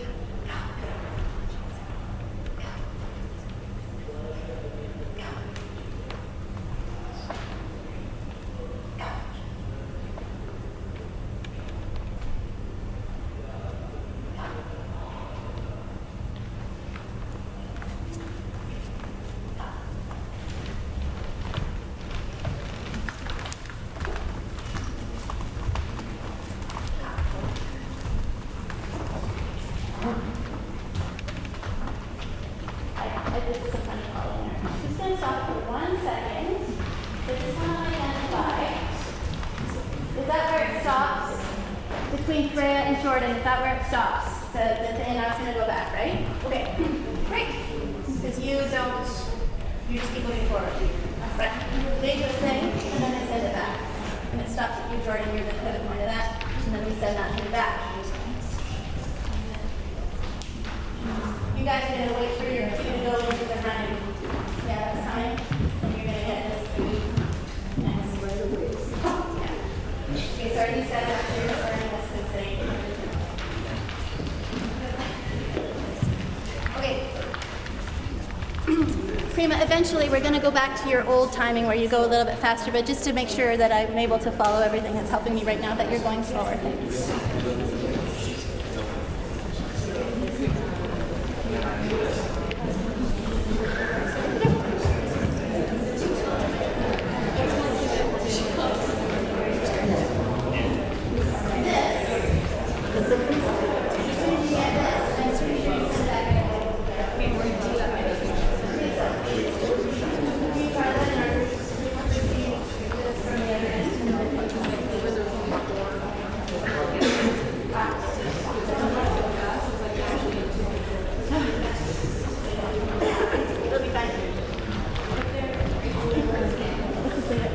Okay, I think we should try it again. Ready? Okay, Prima, this time you're on your own, okay? You're going to do what you think.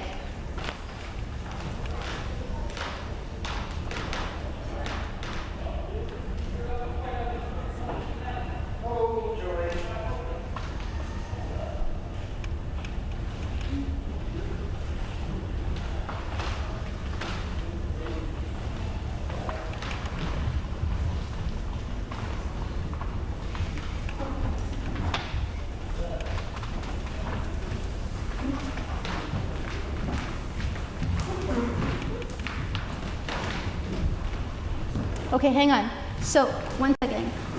This, you send the wave back, then you still have to wait for the running wave to start from the halfway point. So who's your counterpart? Who's your counterpart in the front? Is it you? Okay, so you reach for the floor at the same point as Cindy reaches for the floor. Okay, you guys do that in unison. And you will follow her to send yourself into the running position. You'll take that time. And then Shay, you'll also take, hopefully it works, you take your time in the city to do that. But she Sorry, actually. to do, you're in the wrong Yeah, well, when to she do makes this. Yeah. Okay? Alright. So what happens is, the cannon goes like this for a while. There's this one little rogue cannon that does a reversal. And then the cannon starts from two places, about the point where we get to the part where we reach the floor, and the running, that starts from two places and returns that way. And then it goes into all kinds of complex stuff. Does that make sense? So the whole cannon goes like this, first. There's the rogue cannon that does the reversal from Jordan back. That'll be finished before, almost finished, before you receive the cannon that comes from Cindy and Mark. Does that make sense? Okay, let's try that.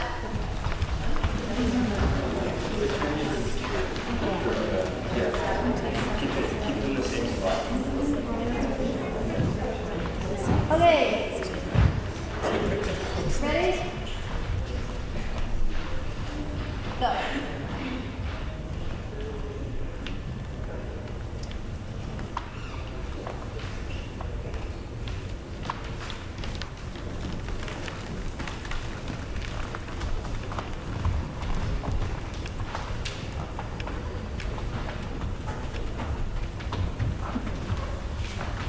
Go, Jordan.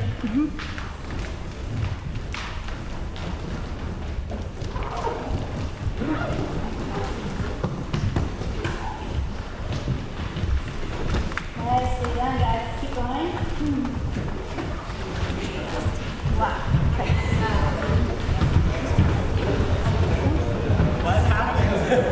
Okay.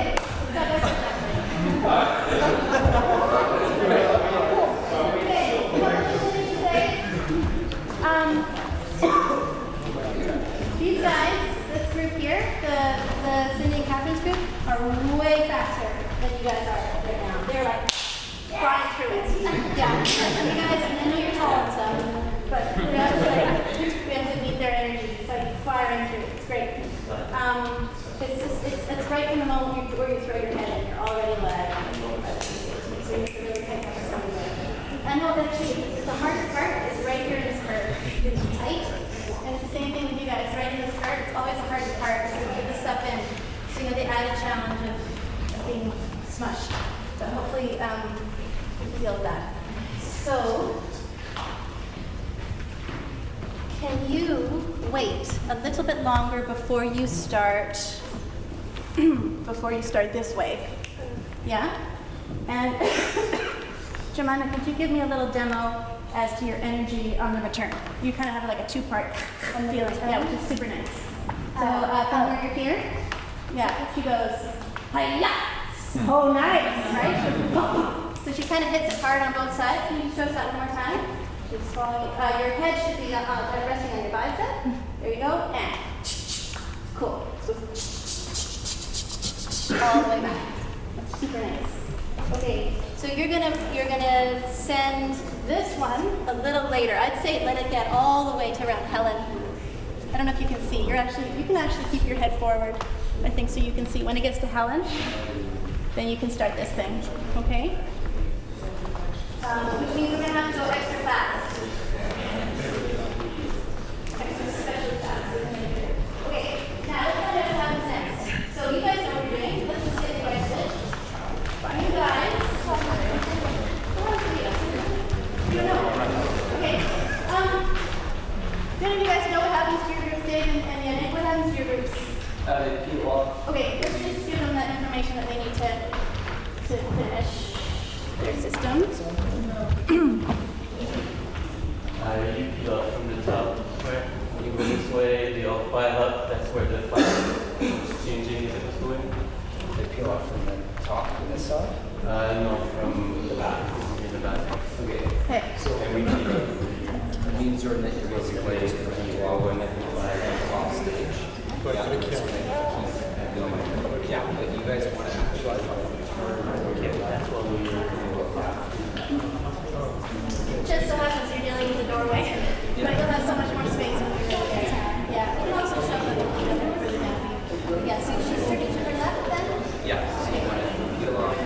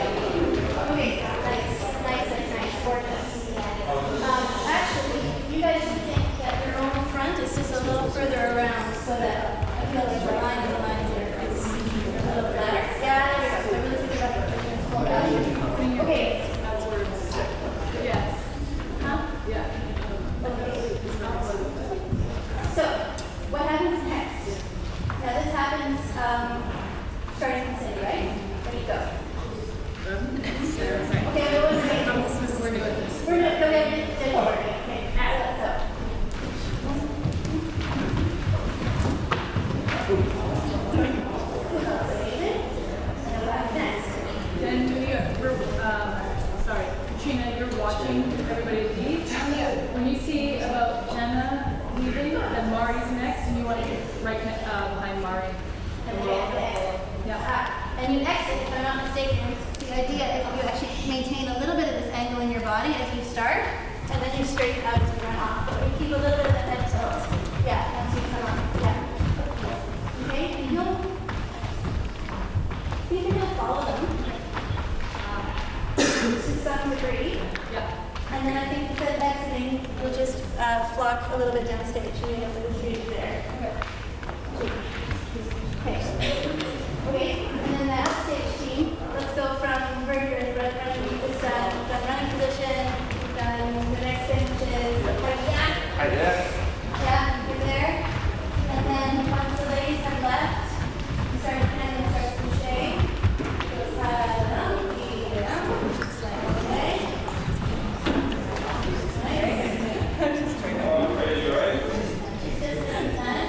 And then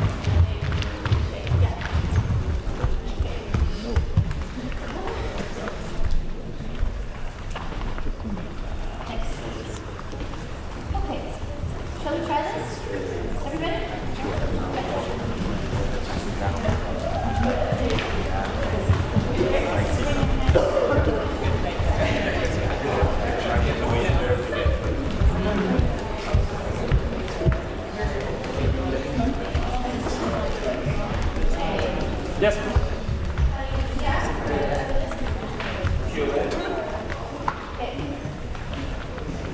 I have a feeling we're going to have to leave after that.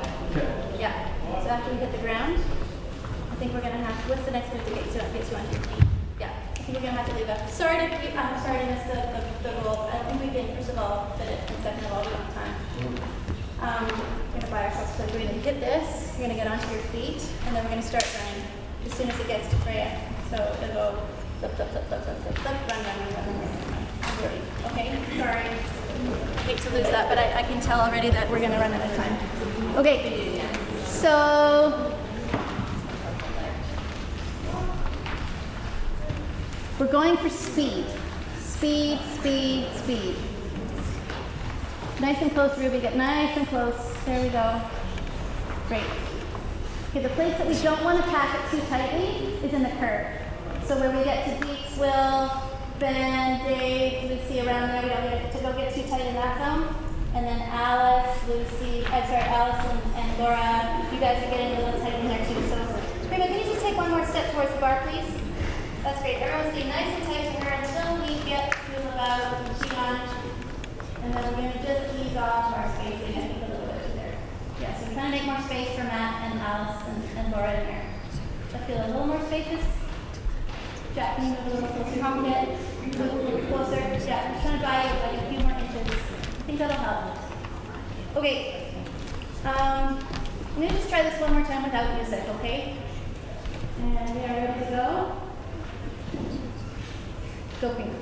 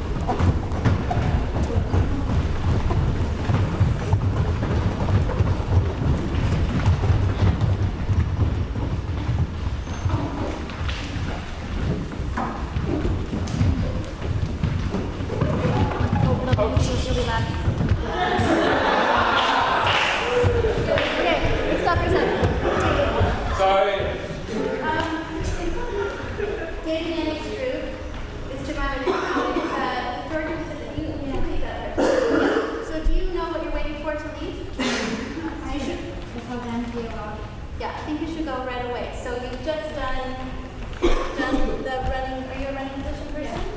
And then is there any more business to do before it's time to go? Okay, so then you can leave right away. As soon as this canon is completed in your group, you know who the front of your group is? I think it's Keon, right? As soon as Keon hits this, then you can go and fast. And then that information tells stage group when it keeps, Alright, okay. You can start this earlier. You can start it, yeah, as soon as you start, well,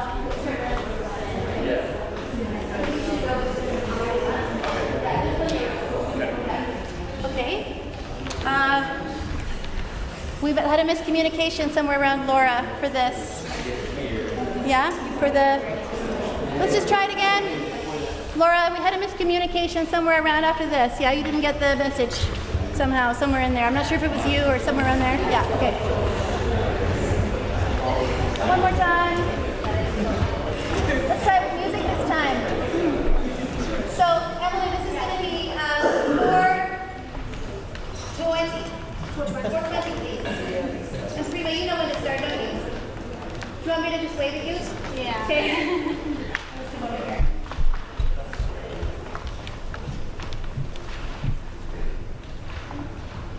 So here's 4:20. Next.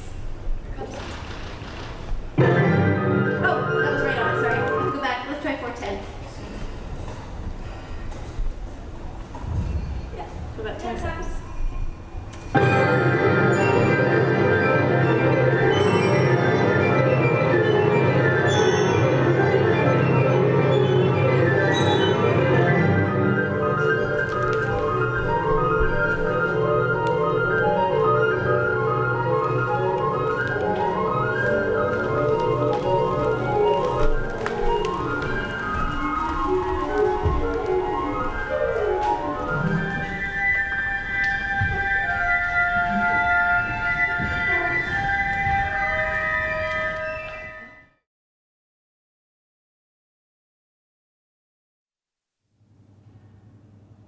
We've now come to the end of the second London Contemporary Dance School virtual open day, and all that's left for me to say is say thank you to you for watching and also for sending in your questions to us.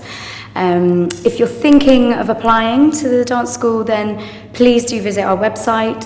There you'll find a range of information. You'll also find this, which is our prospectus. You can download it and you can also request one to be sent to you in the post. You can also apply online. Applications are open now for September next year, so please feel free to submit your application straight away.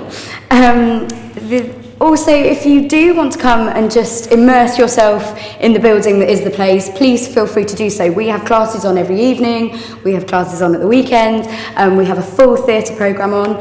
The Currency Festival starts tonight, so you can come down, get in the theatre, get in one of the studios and really get a grasp of what it's like to be at the place.